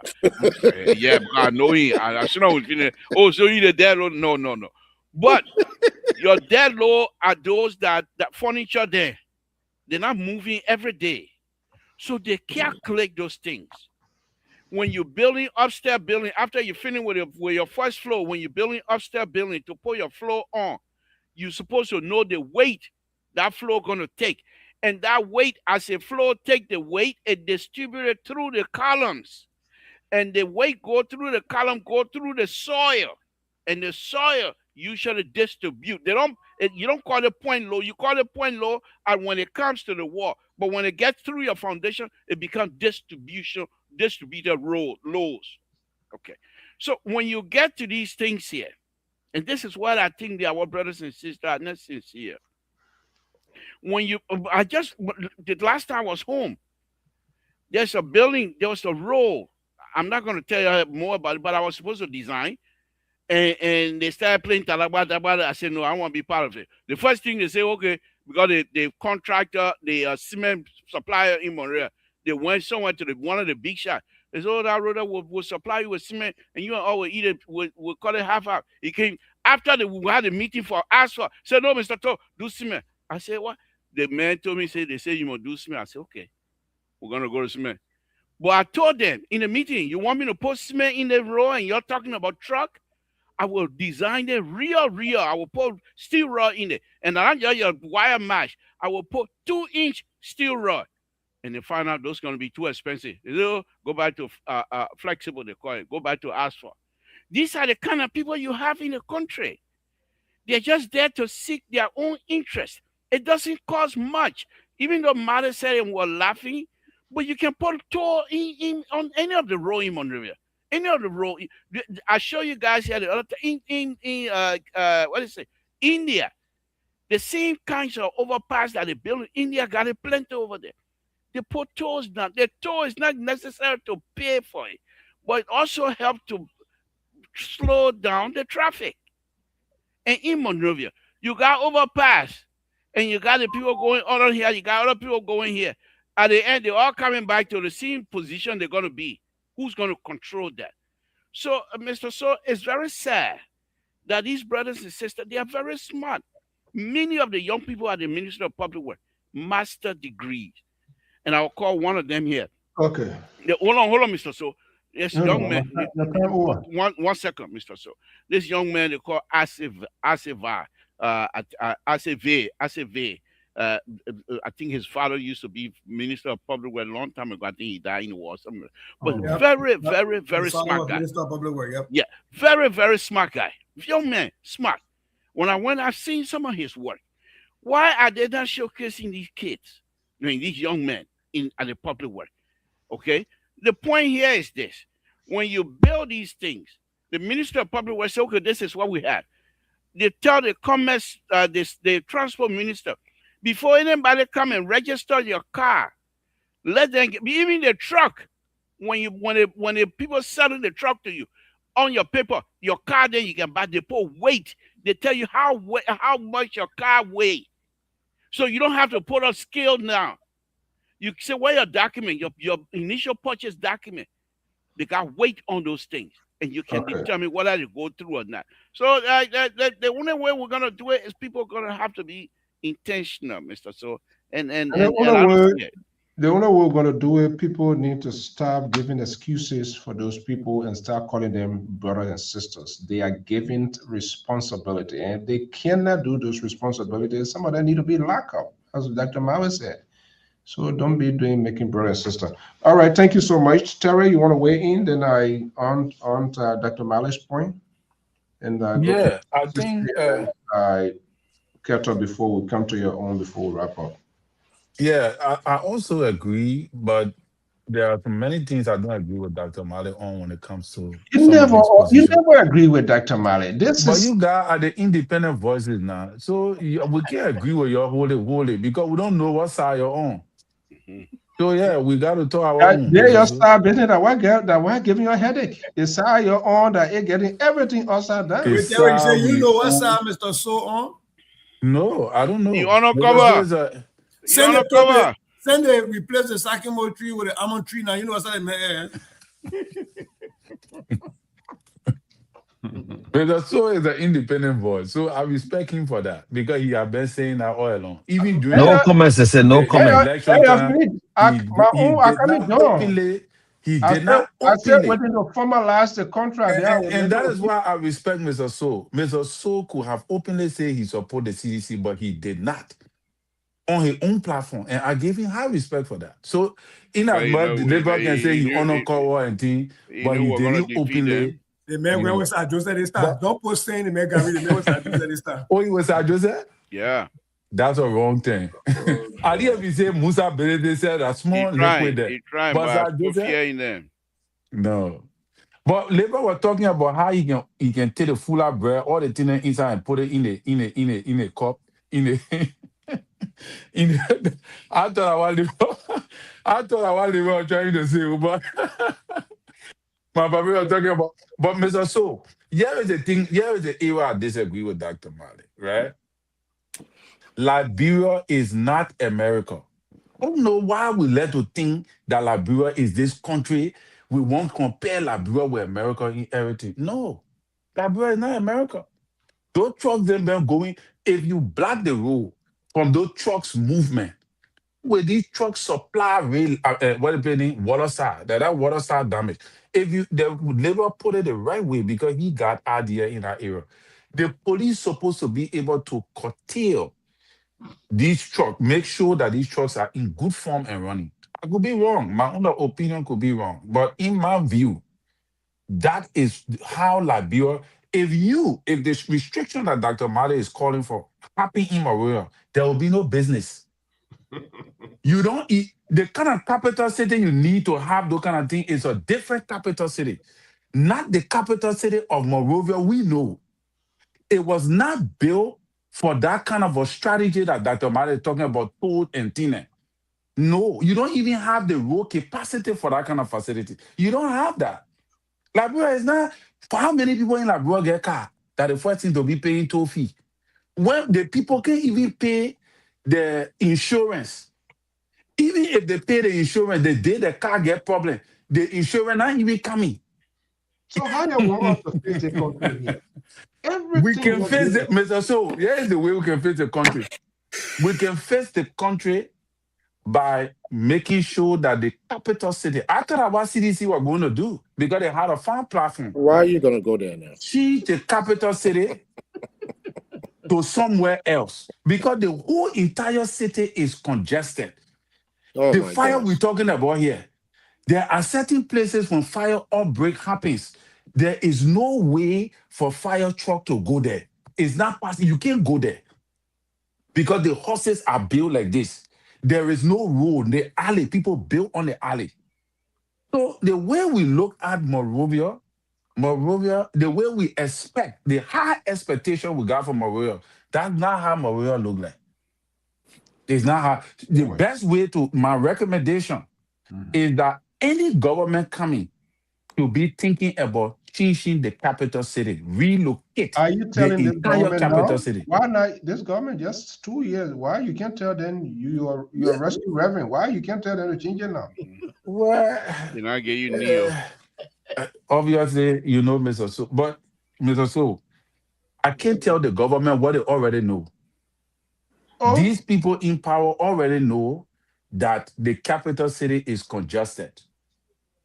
There is no way, in any kind of way, the system, when it comes to all these kind of a heavy container truck and thing, there is no way around it to change it, because the capital city, Monrovia, as we speak, is what generates revenue. To change all those systems, you have to build new roads. You have to design new strategy, because the congestion we have, It's not possible to do anything. That one Babati over here bridge, you're jumping all over the rescue mission and jumping all over. It's not going to change nothing. It's not going to shake anything. Thank you so much. Let's leave it there. Sisse. Yeah, I enjoy the Lpr because this is his place. So I was leaning back and listening and learning. I think that Mali is making a salient point. I know he tends to kind of get to the extreme, but I know he doesn't mean it about, putting people in jail and 3 days and all the other pieces. But, even if terrorist suggestion that we relocate the capital is taken seriously, there's still going to be people living in Monrovia. So they're still going to have problems that need to be solved. That fire problem is still going to be there. I agree that Liberia is not America, and you're right on that. Sometimes we need to ground ourselves in that because we have different things happening. But then that also should offer us the opportunity to be a little bit more creative in our solutions, right? I remember when the city, when UP took over and Mo Ali was trying to, I think there was a place where people have built around a fire hydrant. There was a fire hydrant in my living room, right? And there was a manhole in somebody's dining room, right? Where you got to unplug fire, and they had to move those people. Somebody built a house over the manhole, and another person built it over the fire. In fact, somebody built on the train track, right in the middle of the train track, right? So we know those situations are there. And there are people that build in alleyways. We know those are there. But given all of those constraints that we know, how creative can we be in solving our problems that is so unique to our own situation? And I think that's where the problem comes, is we have not been creative in the way we think on how to solve our problems that are unique to us. Because in a lot of places like developed countries, like Terry is saying, if I call fire service right now, they have a free line road to come to my house and run around, and they can find a fire hydrant. You can't find that in Monrovia. So we cannot use America's process of solving problem to solve the Liberian problem. But in the absence of us coming up with a solution that's unique to Liberia, then you leave people with nothing else but to compare you to America. And I think that is where a lot of governments, from Ellen to Weir to now Boakai, have failed. Is that ability to sit down and think critically and have a Liberian solution that will solve a Liberian unique problem. And we don't have that. And Dr. Mali was saying something about those. I agree that we don't have the land space to build more roads in Monrovia. And I think it will be difficult when you put those, because they just create a lot of traffic. Like Brempo now was said, the mail come to the toll gate, the argument, man, I only get 9 hours, say 10 hours, man, grandma, right? So we get that. But I think some of the things we can do that Mali talked about, that I took out, is that you can restrict when these trucks that carry these hazardous materials ply the street, right? Do we need gas tankers carrying these flammable stuff at the same time we got buses carrying students in a row? I don't think so. I think you can fuel all these filling stations in the middle of the night. We can share the road, and folks can do that, right? You had what happened in Waterside with that tanker. It happened so many times. I've seen videos of trucks carrying containers, and it's just sliding off and rolling back down. If you had those people delivering those containers in the middle of the night where there's nobody at Waterside Market, and you're delivering those things, I think it cuts down on the unnecessary accidental deaths, right? For me, that's how I'm looking at it. But I think Liberia's problem is so unique in the way that we lay out the city. If I want to say we lay out the city, the way the city is laid out is so bad. Look, and it creates a problem. And to end this conversation, we talk about the jailhouses that we all live in. I was in Liberia. Somebody came to arm rob us, and they took over the entire house. I was in my room. They didn't know they were looking for me. I spent about 30 minutes in my room. They were looking for me. I couldn't get outside because they were iron bar to my window. So I was in prison in my own room, sitting there. They can't find me. But if I didn't have iron bar to my window, I would have left and went and called for help. But if I didn't have iron bar to my window, then my brother to come visit me in the middle of the night. So there, it's a catch-22. So I think it's what happened even with the fire. When fire outbreaks, people die in their houses. But I think we have to have a unique way to solve Liberia's problem.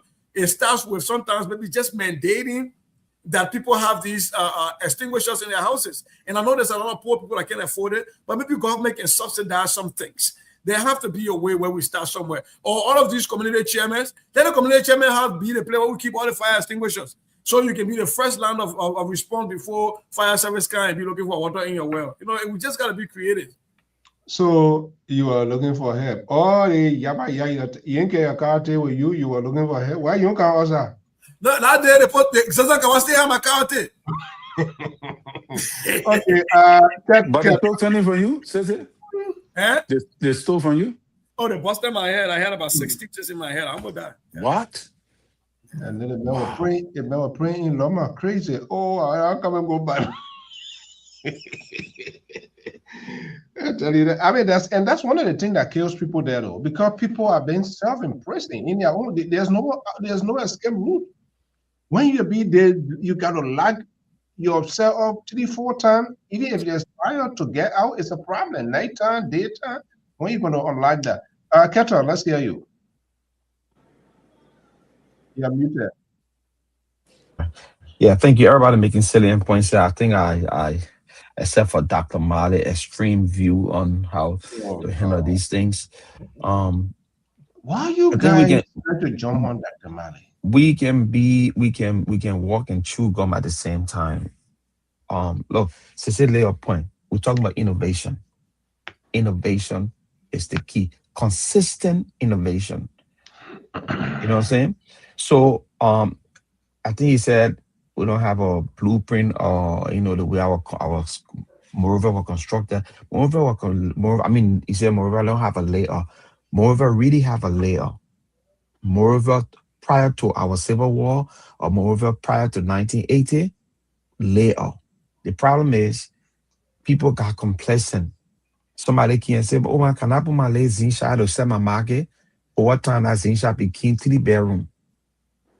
And that Zinsha actually was built on an alley. And then another person came and put another Zinsha. Oh my, I'll give you $2 here. Government took an eye from that because government attention was to just steal from the people and leave the place like that. And so over time, people start to build in alley.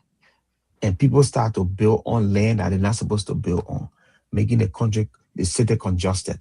The government can go back and reclaim all those places, but the government has to do it smartly, right? Now, we can have a second city, but like Sissy said, Monrovia will still be there. We got to fix that problem. And I think we have to start thinking how we can do it.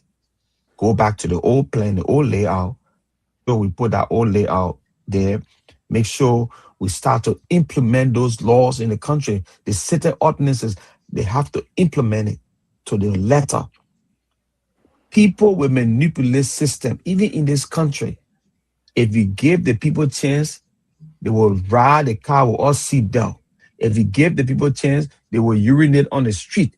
If you give the people a chance, they will go and do things that the law called disorderly conduct or whatever. But you know what keeping them from doing it? Because the people enforce the law. You are accountable for what you do, and they will not compromise it. They will not say because they say myself are friends or Mr. Soul or the political analyst, the Reverend here, and so let's give you a slack. No, you commit the crime, you do the time. They will be looking your face, they will smile with you, and that's why sometimes I look at it. Speaking of that, I look at the police in here. They are the evil people you can think about because somebody who don't even show you that they matter you, they don't cost you. That's sir. Last name registration, please. They call you sir, and at the same time they're looking at you to do you something evil. Back home, the men will start using the F word on you, whether you're wrong or not. But the people that are trained, they will treat you like you are responsible, but they're going by the law because by the time you make sure that you fall outside the law, you're being apprehended. And that's what we're supposed to do in our society to get it straight up. If we don't do that, we'll just be messing stuff up. Look, they said they're moving from Monrovia. They said they're going towards Magibi area. All right? They said they're expanding. You would think most of the people that live outside Liberia that are in government today, especially when it comes to public works, they are in government. You would think they will start saying we have to implement zoning in the Magibi area that they said they're extending to. Go to my Gimme right now. I got a house I'm building over there. A house between two alleys. And these people, when the first thing they did, I told them, I said, I want nobody doing nothing where the place should be clean. I got some point in my next door neighbor where they planted the tree, banana tree there. I told my sister, I said, no, you cut that thing down. That place should be clean because if after I put a banana tree, that's somebody gonna clean it. They will put a bathroom there. It'll become, you know what I'm saying? So we have to start doing, but the government should take full control. Those people, I will not put it on the president. The president employ or appointed somebody who knows better, who saw the plan. Public work got a plan. The SWOT plan, the road plan, the alley plan, they got it. Take those plans. When people buy land and the government get the proceeds, because you got to go to land authority and get all the things. Take those things, let it forward it to whoever in charge. Make sure that land person, bro, there's a road going down there. Let it open the road. The high government even get taxes because now you know Mr. X, since they got a land over there, he got to pay taxes for it because the government carry road there. Whether like dust road, regular dust road, at least it's there, and you know that since they got a property there, so since will be encouraged to pay his taxes on that property until he put, whatever structure on it, and you will continue to pay taxes. But everybody, we're not concerned about how to live in our society. What our people are concerned about is how to amass wealth from the common people and at our own detriment. And that's the sad thing about society. That's the sad thing. Is there anybody that wants to throw a last puzzle out there before we go? Something maybe 10 seconds, CEO. I have not spoken on any of this. Huh? I haven't spoken. We took a vote. You're not watching. We say you're not speaking on the one here. You're not part of it. You sure about that, Sissy? Oh, the vote. You see the vote in the chat room? And that's what I put it up because some of the Tabata liver then carrying here up, sister then coming here, they shouldn't go to jail, Terry, them all those things. We can't keep track of that. You haven't spoken on this thing, you said, Moses? No. Okay, yeah, that's what I asked. That's what I asked the question. Is there anybody who have not? You want to make a point, so Dr. Malley, before we pack our bags for the night? Brother Sister, I'm not saying Brother Moses. No. You include in your statement that accident happened at the Cali Junction, the security implications and all that. You start being friendly with Moses before you want him to tell you. Would have thought behind the scene, you know that. No, we did. Yes, DJ, eh? Oh, Moses are busy DJ on cover. Get that guy, no, I don't indict people. Get that. Okay, Moses, make your point. Say yourself before we wrap up. No, I think Libra came in, and I think Libra and somebody else, and Dr. Malley mentioned about the meeting in Nima about economic development. And I'm thinking about this conversation that regards to the safety. And, economic development or growth is highly dependent on national security, which translates into public safety. People do things and not thinking about the safe communities that need to be related to bring up their economic growth. And that's what I see. Now, we know not too long ago, we saw the police chief, the IG, pull over one of his deputy, and the deputy was in a vehicle that had not been inspected, and he didn't have a driver's license. And Dr. Malley brought about the driver's license issue of those truck drivers. Some of them not even having the proper document to operate, or the trucks are not safe enough. I'm visiting Liberia, and a truck, an 18-wheeler, got a container on it, this huge container. It breaks down in the middle of the road, and it stays there for over 8 hours. No one is attending to it, and everybody just going around it. That's why we talk about public safety. Just that truck being on the road is a hazard to children, to vehicles, to other pedestrians. These are things that need to be looked at seriously. And I agree with Libra when he talks about the three most important entity that needs to meet. Police has to do with enforcement. Okay, transportation has to do with registration of vehicle, inspections of vehicle. If the vehicle has not been inspected, it's not supposed to be on the road. It's not supposed to be on the road. Those are things that I think, some of the keke, you see them, the door open, the people there, it's not even in good condition. And people sitting in there and they're using it for transportation. What happened with the structure of public safety? If you put public safety first, we can address most of these issues. The same thing with the fire.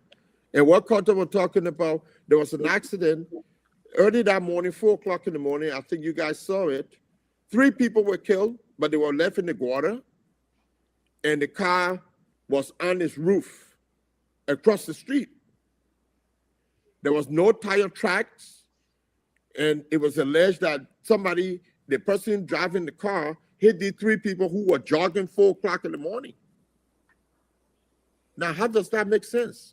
So now what happened is they went in there, took the body from in there. It took them 7 hours to take the body out of there.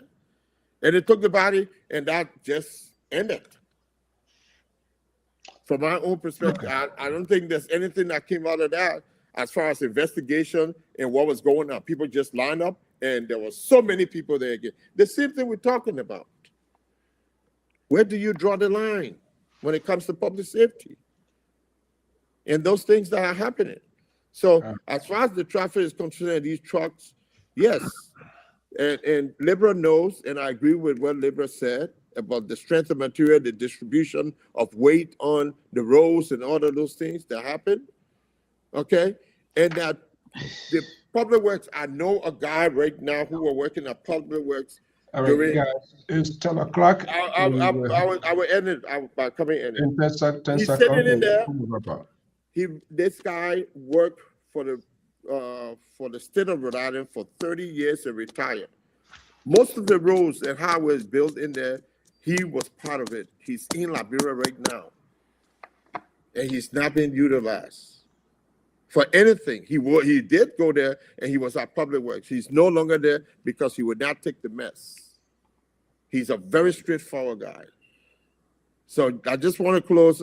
We got a lot of educated people, like the Libra said, but they're not been integrated into the mainstream of what needs to be done. I think that's our biggest problem. All right, let's bring Dr. Mali. I think education is key, is vital, but the lack of common sense, lack of responsibility, educated people, some of them act crazy as if they never went into classrooms. So it kind of leaves people with what kind of people there. But Dr. Mali, you wanted to make a point, but what we're going to do now, we're going to wrap up so everybody, whatever left out in the conversation, you can insight into that. So let's just do 1 minute now. And I think this speaks to the value of people who are so partisan, who are so polarized,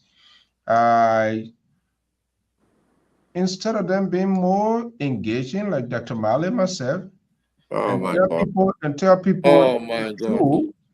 Instead, they come here, they take a bullhorn and sinking, rebranding themselves, giving themselves names that actually is not their name. That's part of the problem. Yeah. I didn't call Kata name. So this problem here, we are our own alligators. We raise our own alligators. I'm listening to him. I will come back. Kata, don't mind. You want to make that come real quick. Whoever the cafes will wear. People come here, oh, I will not call people name. Other people speaking, don't call this person name. You know, I mean, Dr. Mali, these people will not affect the change that we want. It's all that you saw them here tonight. Dr. Mali want you. They are not looking how Dr. Mali want to institute reform.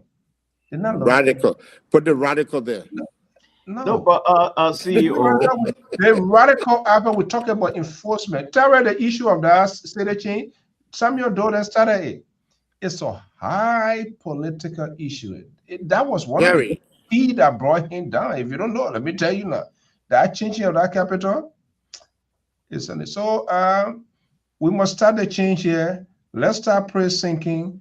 Let's start making comparison. It didn't happen yesterday. It's happening now. The time we do them 1 year, they want to do this. These are all killing us. And they can pretend like they're not even here, or let them be looking in their computer faces, but we will tell them and they will let them be looking in their computer, wear their glasses, they're having face, they will hear it. Dr. Mali, let's hear you. But see, okay. To be very frank, 1 minute, everybody will use their minute. To be very frank with you, Dr. Mali, I want to reserve you because I don't trust these guys. When you go, they will come at you, and then you will not have the chance here. You are a co-host on this network. What are they like? They got to deal with what? Oh no, no problem. No problem, CEO. No problem. We'll move on. Oh, no, wait. Mose, you asking if he's a co-host? No, I didn't say anything. I just said you're kidding me. Oh yeah, they're trying to that's what this show has. I don't have no cell for prisoner. I don't have no cell for prisoner. When we put you there, we forget about you. You eat. Okay. Yeah, it's like I don't know what type of country do we want. Yes. You can't have your cake. I mean, you can't eat your cake and have it, oh man. Not at all. The direction in which the liberal and the pastor and Sisi, they try to put this country. It's terrible. It's like legitimizing business as usual. Yeah. Look at what Mr. Keter just said. The good thing Keter said. Why you didn't tell CDC about it? You can't bring this thing on. You come in the viral. That's very disappointing. The great things in this great professional man had. Why you didn't bring it to CDC 6 years ago? They were going to studio. Oh my God. So now we're now beginning to understand some of the people that already betrayed Joe we are. However, the man of God said we're trying to compare America. But let me just take the man of God a little bit back. We can all do research on this. You know, I like reading the Chinese history, where they came from, why they are here at this time. Okay, Chairman Mao. I'm not talking about their policy. I'm talking about where they came from, where they are at this time. And after Mao Zedong died in 1979, came Deng Xiaoping. You know what was this guy's strategy? The guy said China had been down. It's about time we see what's happening on the other side. The guy had a delegation of 36 Chinese. They went to England. They went to Japan. In fact, they went straight there to go see factories, how people were living. And they saw some good things. They said, oh, but any people can have washing machine. Oh, I think my people can also have washing machine. Any people can have tofu. I think we are also human beings. We can have it. This is how China started. So when you start, until we put our feet down in that country, oh man, we are not going nowhere. Thank you so much. We will not go nowhere. I'm one of those member of a certain generation now. My thinking probably it seems to be far ahead of Liberia right now. I'm telling you. Right. So Liberia, Baba, what is strange here is we have all traveled. Why are we still repeating this same error? In the first place, CEO, we got to start it with a platform here. People who will come here with Tabata and the audience not benefiting, let's start a reform from here. Just expel them for 2 weeks, suspend people for 1 week, 1 month.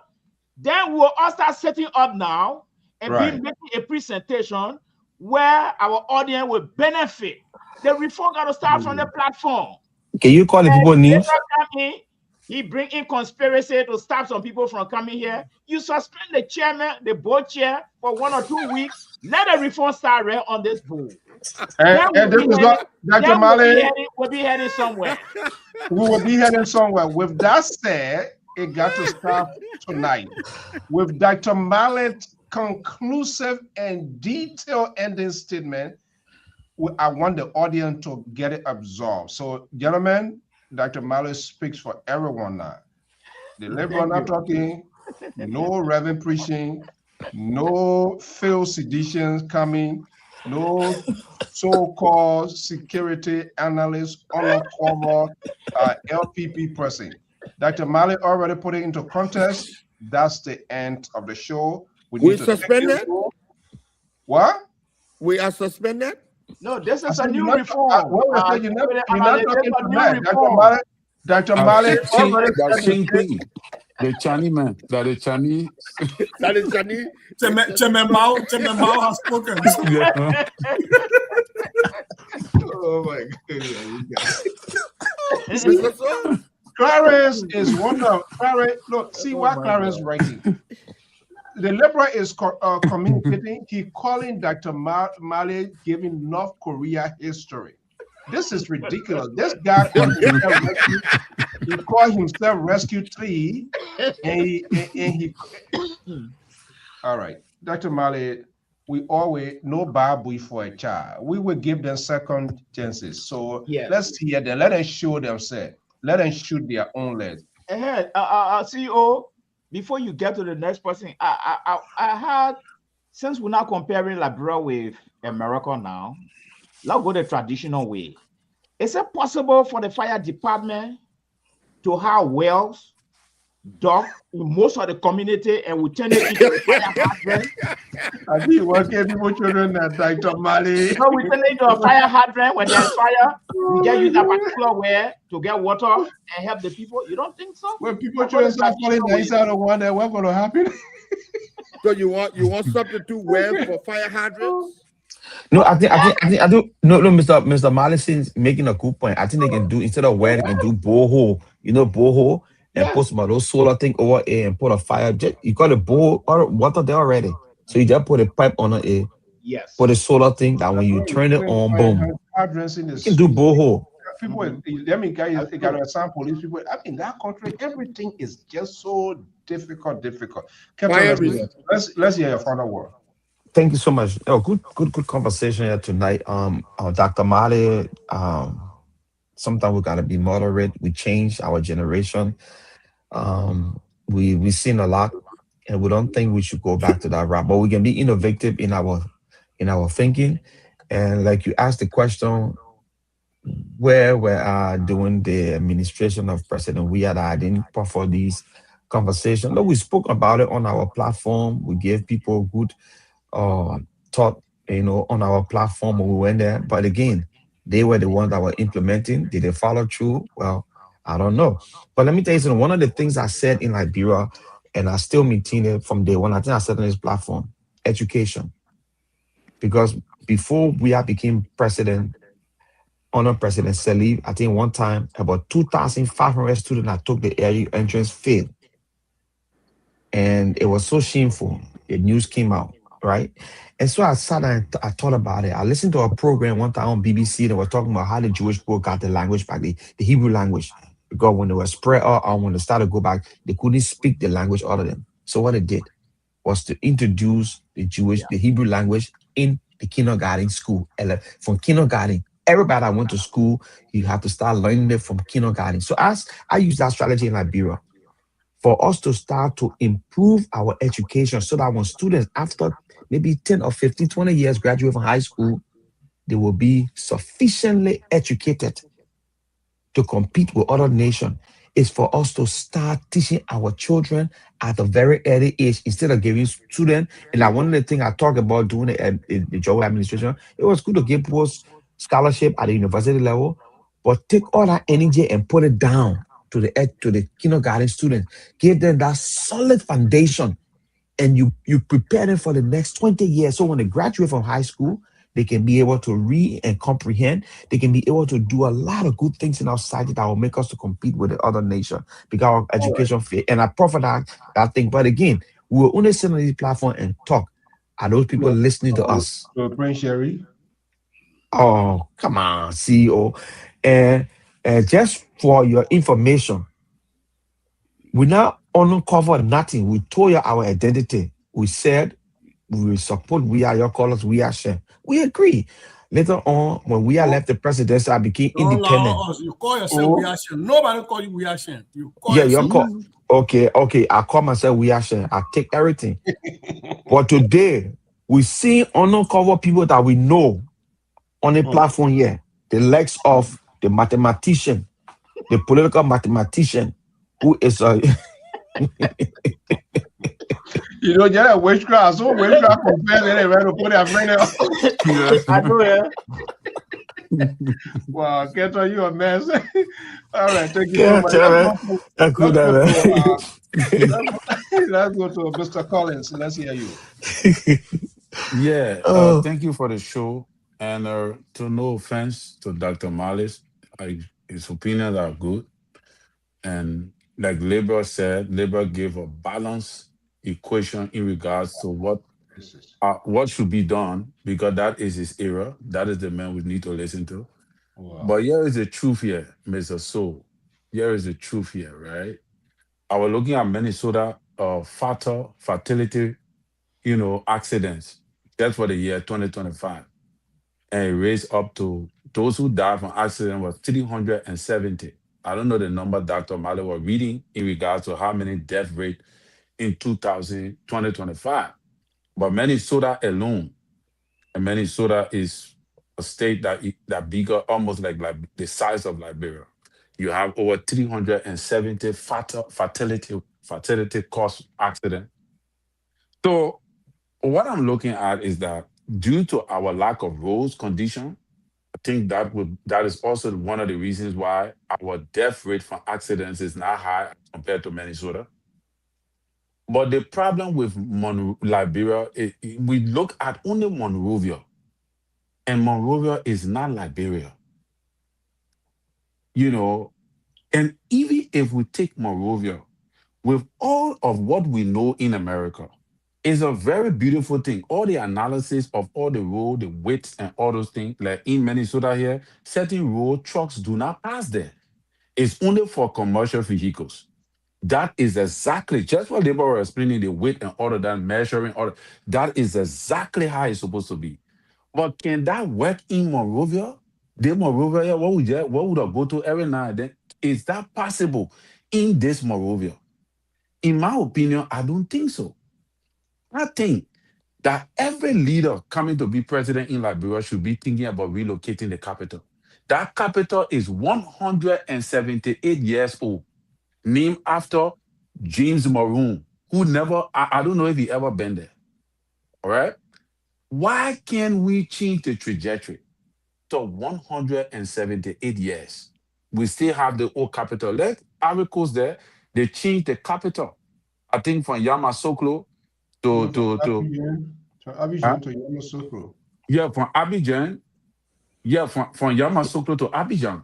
they didn't change it. They got the political and the Oh, from commercial. Abidjan to They even didn't change it. Nigeria. They didn't change it. They got the political and the commercial. They So changed Yamoussoukro is the Lagos. political capital and Abidjan is the commercial capital. Yeah, but what I mean, they still relocated. It was one, but now you have two, and you see the difference. The same with Nigeria, they had Lagos. Now you got Abuja, and Abuja now is the multi-billion-dollar capital that is booming the economy. When you do those kind of things, it helps the economy take a different trajectory because of the congestion. There was said people living in Monrovia. Even when you relocate, it's going to be difficult for certain people to move. But when you relocate the capital city, you will have a better structure because you have new technology. You will have to upgrade to the new technology. You will have form. You will have a new design. And that will be a whole different form or strategy that you're going to use there that will bring a whole different something to the country. Thank you. Thank you. Yet he's unable to tell his people now begin the process. That's what Liberian politicians, they are unwilling to take political risk. He can't tell his people he waiting for 2029, they unknown. What will be eating now before we get to 2029? This is unbelievable. We'll be eating dry dog, Mr. Su. Dry dog. Moses, you spoke already 1 minute, Moses? Oh yeah, he's done. Okay. Yeah, that's my co-host, keeping monitoring the system, Mr. Goya. Yeah, I think You I don't really know why I believe? didn't, Mr. Mali. I can't. What did I do to I Mr. offer you Mali? free land. Are I you said we kidding get better me? lot for you. You still can't burn me on your way on. You can't. Check them out. Then my only man get up and said today you be following me behind photo for help from platform to platform behind me, so I will leave you alone. But look, Are you? Is that Dr. Mala you talking to like that? I beg But you. Dr. I'm Mala trying to go to just better kicked me to the curb just now. I thought Mr. Sosa I should talk or. No, No, he asked me. Then Mr. Mali said, Dr. Mali said, yeah, if he's speaking. Then Yeah, but go to the Supreme Court. Maybe go ahead. the issue. Go to the court. Go to court. Mistake. Let me go to court. Dr. Mali, let me go to court. Status quo ante. The issue of ahead, ruling was status quo ante. Speak for two of us. Everyone speaking Oh, anti. we get quorum. Okay, I thought we get quorum for two of us. So that 2 minutes you got. No. My own thing, I give it back to you. But on a serious note, it is really good being back. I miss this platform a lot. I've been gone, but sometimes I've been bogged down with this whole U.S. politics thing, and there's a reason I've been away because I just want to focus on it. And if you follow my page, you see I haven't been talking about the border lately because I've been really intensely focused on what's happening in Minnesota. There are a lot of people here that are scared, that are really, really worried, and that are really frightened, and are traumatized. And if you have a family member here, you got a friend here, you don't live in Minnesota, sometimes just text them and check, man. That goes a long way, I'm telling you. If you live outside of Minnesota, sometimes just checking on somebody, just say, hey, how you doing? Yep. Goes a long way. I wanted to end my night with that. There's a lot of people here. My school district, we transitioned to partly online, and I'm just saying that for a space. We're moving online. We thought we're going to have like about maybe 1,000, maybe 2,000 kids. We opened the window from Friday to Sunday. We are over 6,000 students, right? Going online, and so we have to flip in the middle of the night. How we're going to put some kids online? How we're going to drop food to those kids that depend on school food? And there are parents that are dropping their kids and they're right at the bus stop. The parents get picked up by ICE while the kid is getting on the bus to go to school. And so a lot of our parents have kind of withdrawn. Even people with legal status, they're just afraid, don't know what's going to happen.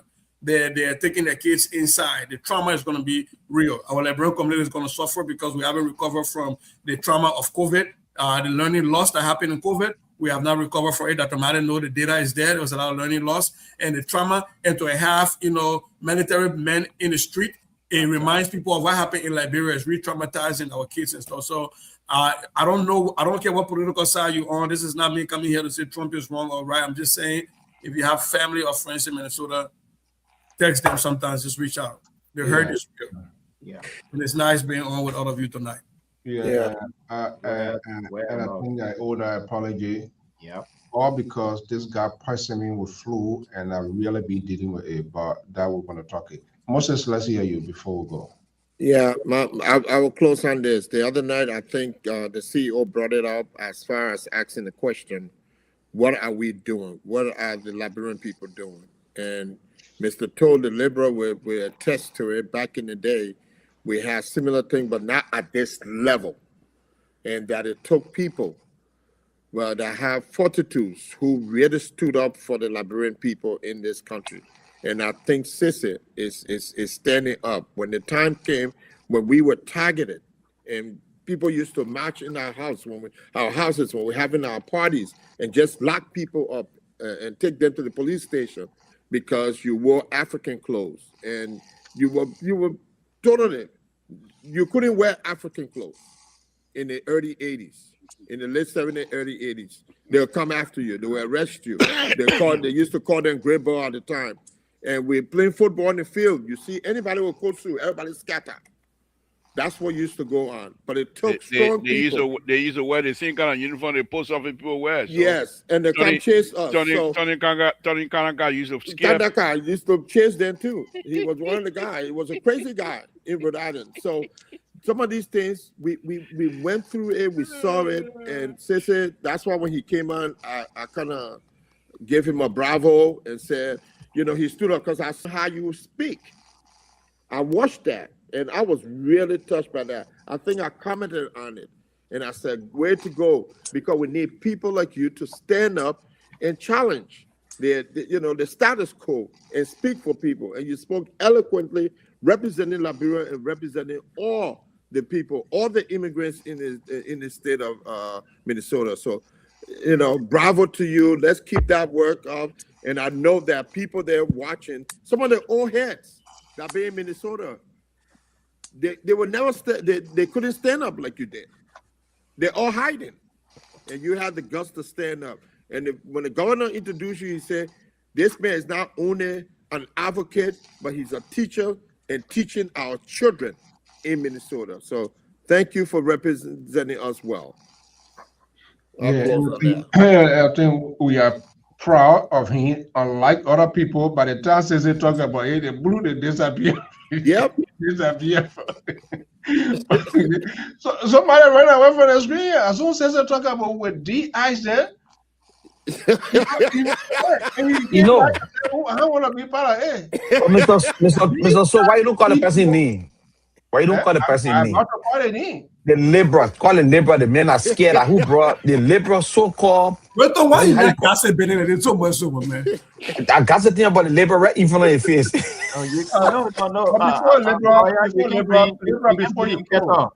Liberal, you can. I mean, sister, you can bring Kettle. These are some of the CDC top orientation. Oh my God! Yeah, we go again. Bring this, man. No, so I want to be the co-host. We got to suspend Dr. Mali. Request denied. Before Liberal close, and I just want to add up to that, Sissy, I think that was great. And the thing about it, this thing, I didn't even see I've been having my own food. That's somebody from way outside of Liberia. Hey, Mr. So that man, the way he got, I think he get one of those people that get big more. So whatever things that we do here, people see it matters. And I was proud before I went to that. And I'm just telling some of your folks that want to be leaders, Congress, city mayor, and I'm going to call their name, the Russell and the other gentlemen. I sent them a note because this is where you see leadership. Speaking out is nothing. To extend an invitation, just a few days ago, we had a Martin Luther King breakfast. And I met with our congressman here, Amo. I met him briefly. We talk. Yep. The secretary asked for his number. I said we need to talk.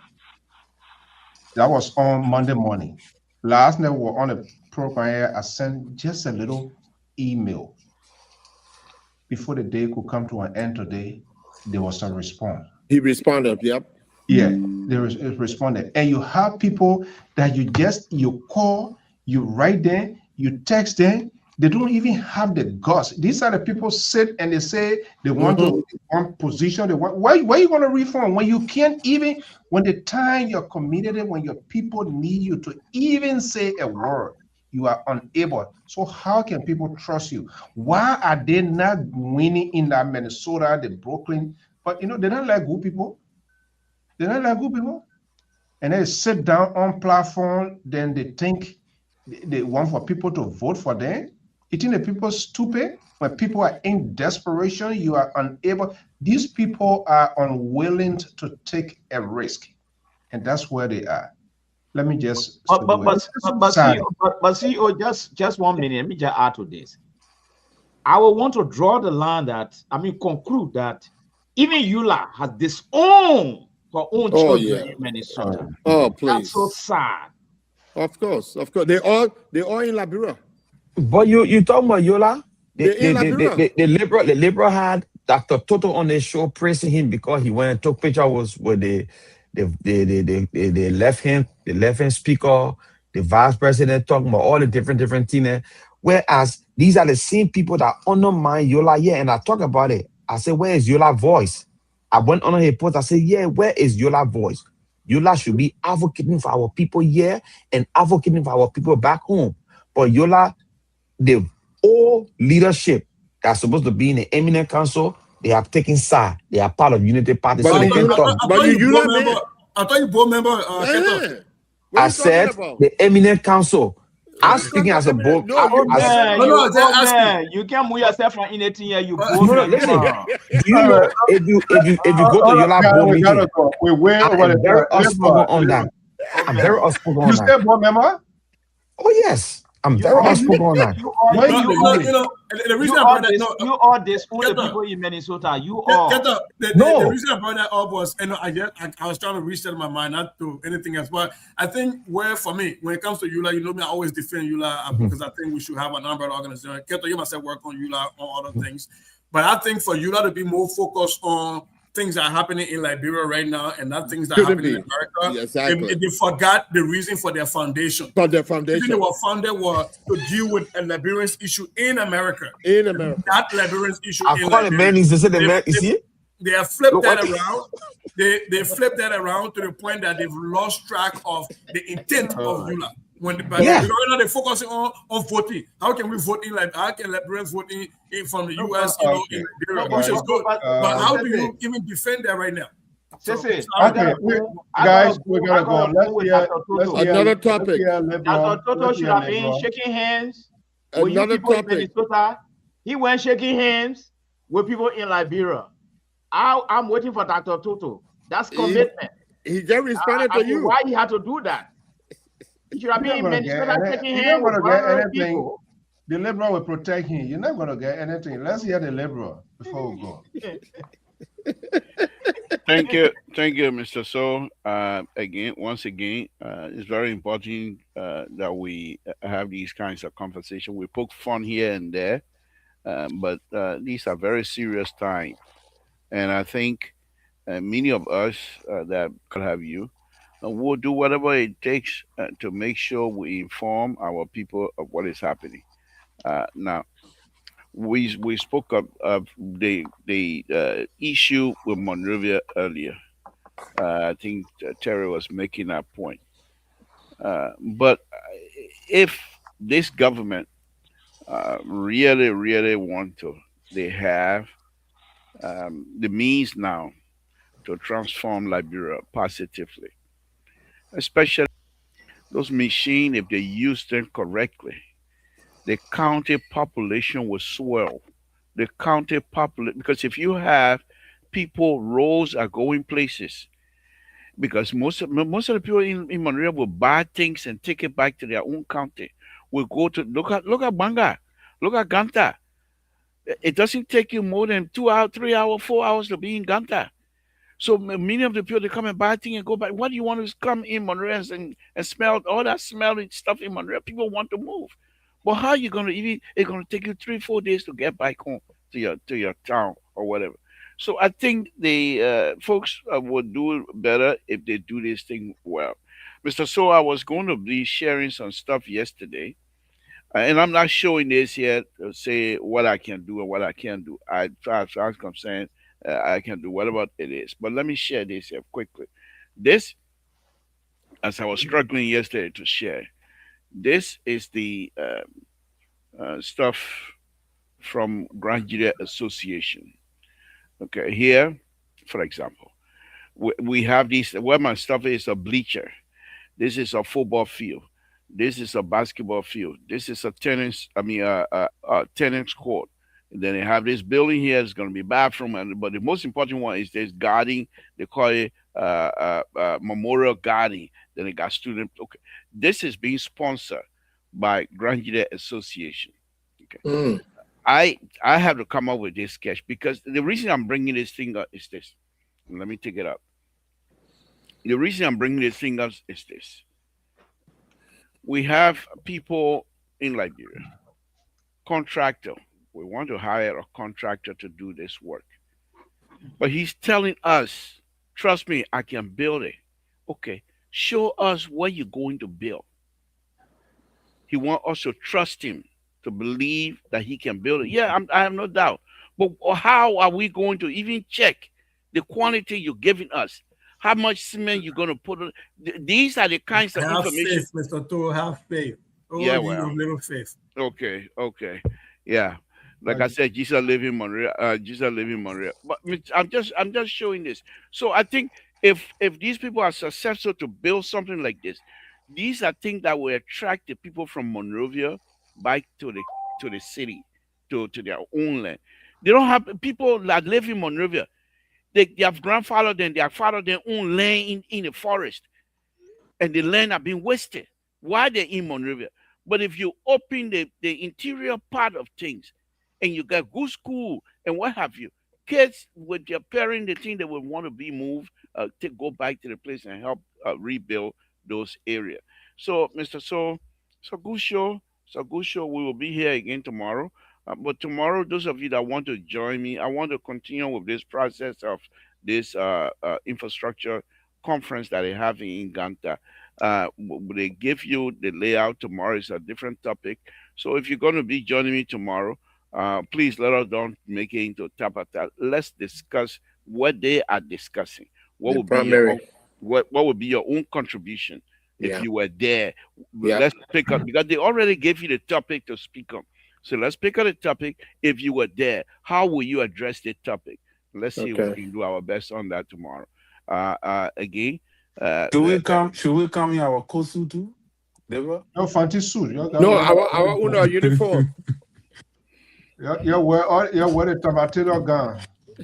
All right, Liberal, guys. But interestingly, quick question for the liberal. Liberal, that Yeah. thing, that plan you just showed, can it be replicated?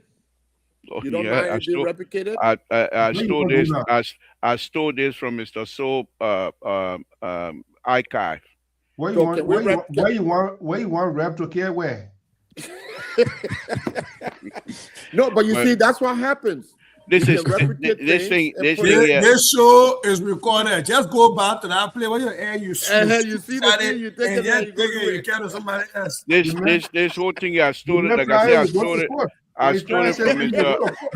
I stole it from Mr. So archive when he was president. When he Yep. was president of Boston District Association, he Uh-huh. decided he wanted to build a high school in Boston District. So he asked me. It took me 6 months to put something like similar stuff like that together. But it was beautiful. We have the building, we have the side elevation, we have the floor plan, everything we did. We went over there. I think I told you yesterday. We went there, if you okay, they say, got Mr. So when he took the association, it was nowhere, pretty much. So he took it and established chapters all over the place here. So people say, oh, they think you have good thing here. So they went there, they say, oh, that water now too. Your other people, yours from the others. I don't like to really talk on that stuff because they can give people bad feelings. Because our people, they are short-sighted, they don't have a vision. And the reason you heard me, they say Honorable Nathan Bia, right? Introduced me to former Representative Patrick Kennedy. And when we said we'll talk about this thing here, the guy, he was so happy. Yeah, he was. They were going for retirement, and we said we could name it Patrick Kennedy. You know, these people, just how you see they are big institution. You put money inside, that you carry it. They were willing. All they said was, once your convention agree, we will do it. They have American people, something that the men there probably they came with a really hard. Really hard.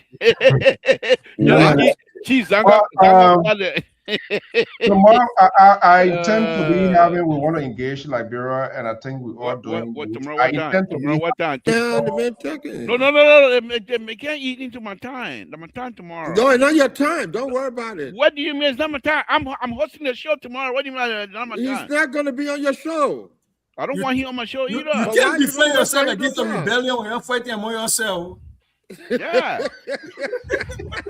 I bring in the rehab back. They pull the rehab. You're talking about the rehab people. You took the other hat? Look at it. What happened to the other one? No, but this is interesting. Maybe, I've seen this young man, John, Celestine with a very young, smart Liberian kid. He was one of the students Morocco, but he's been involved in a lot of things. Very smart.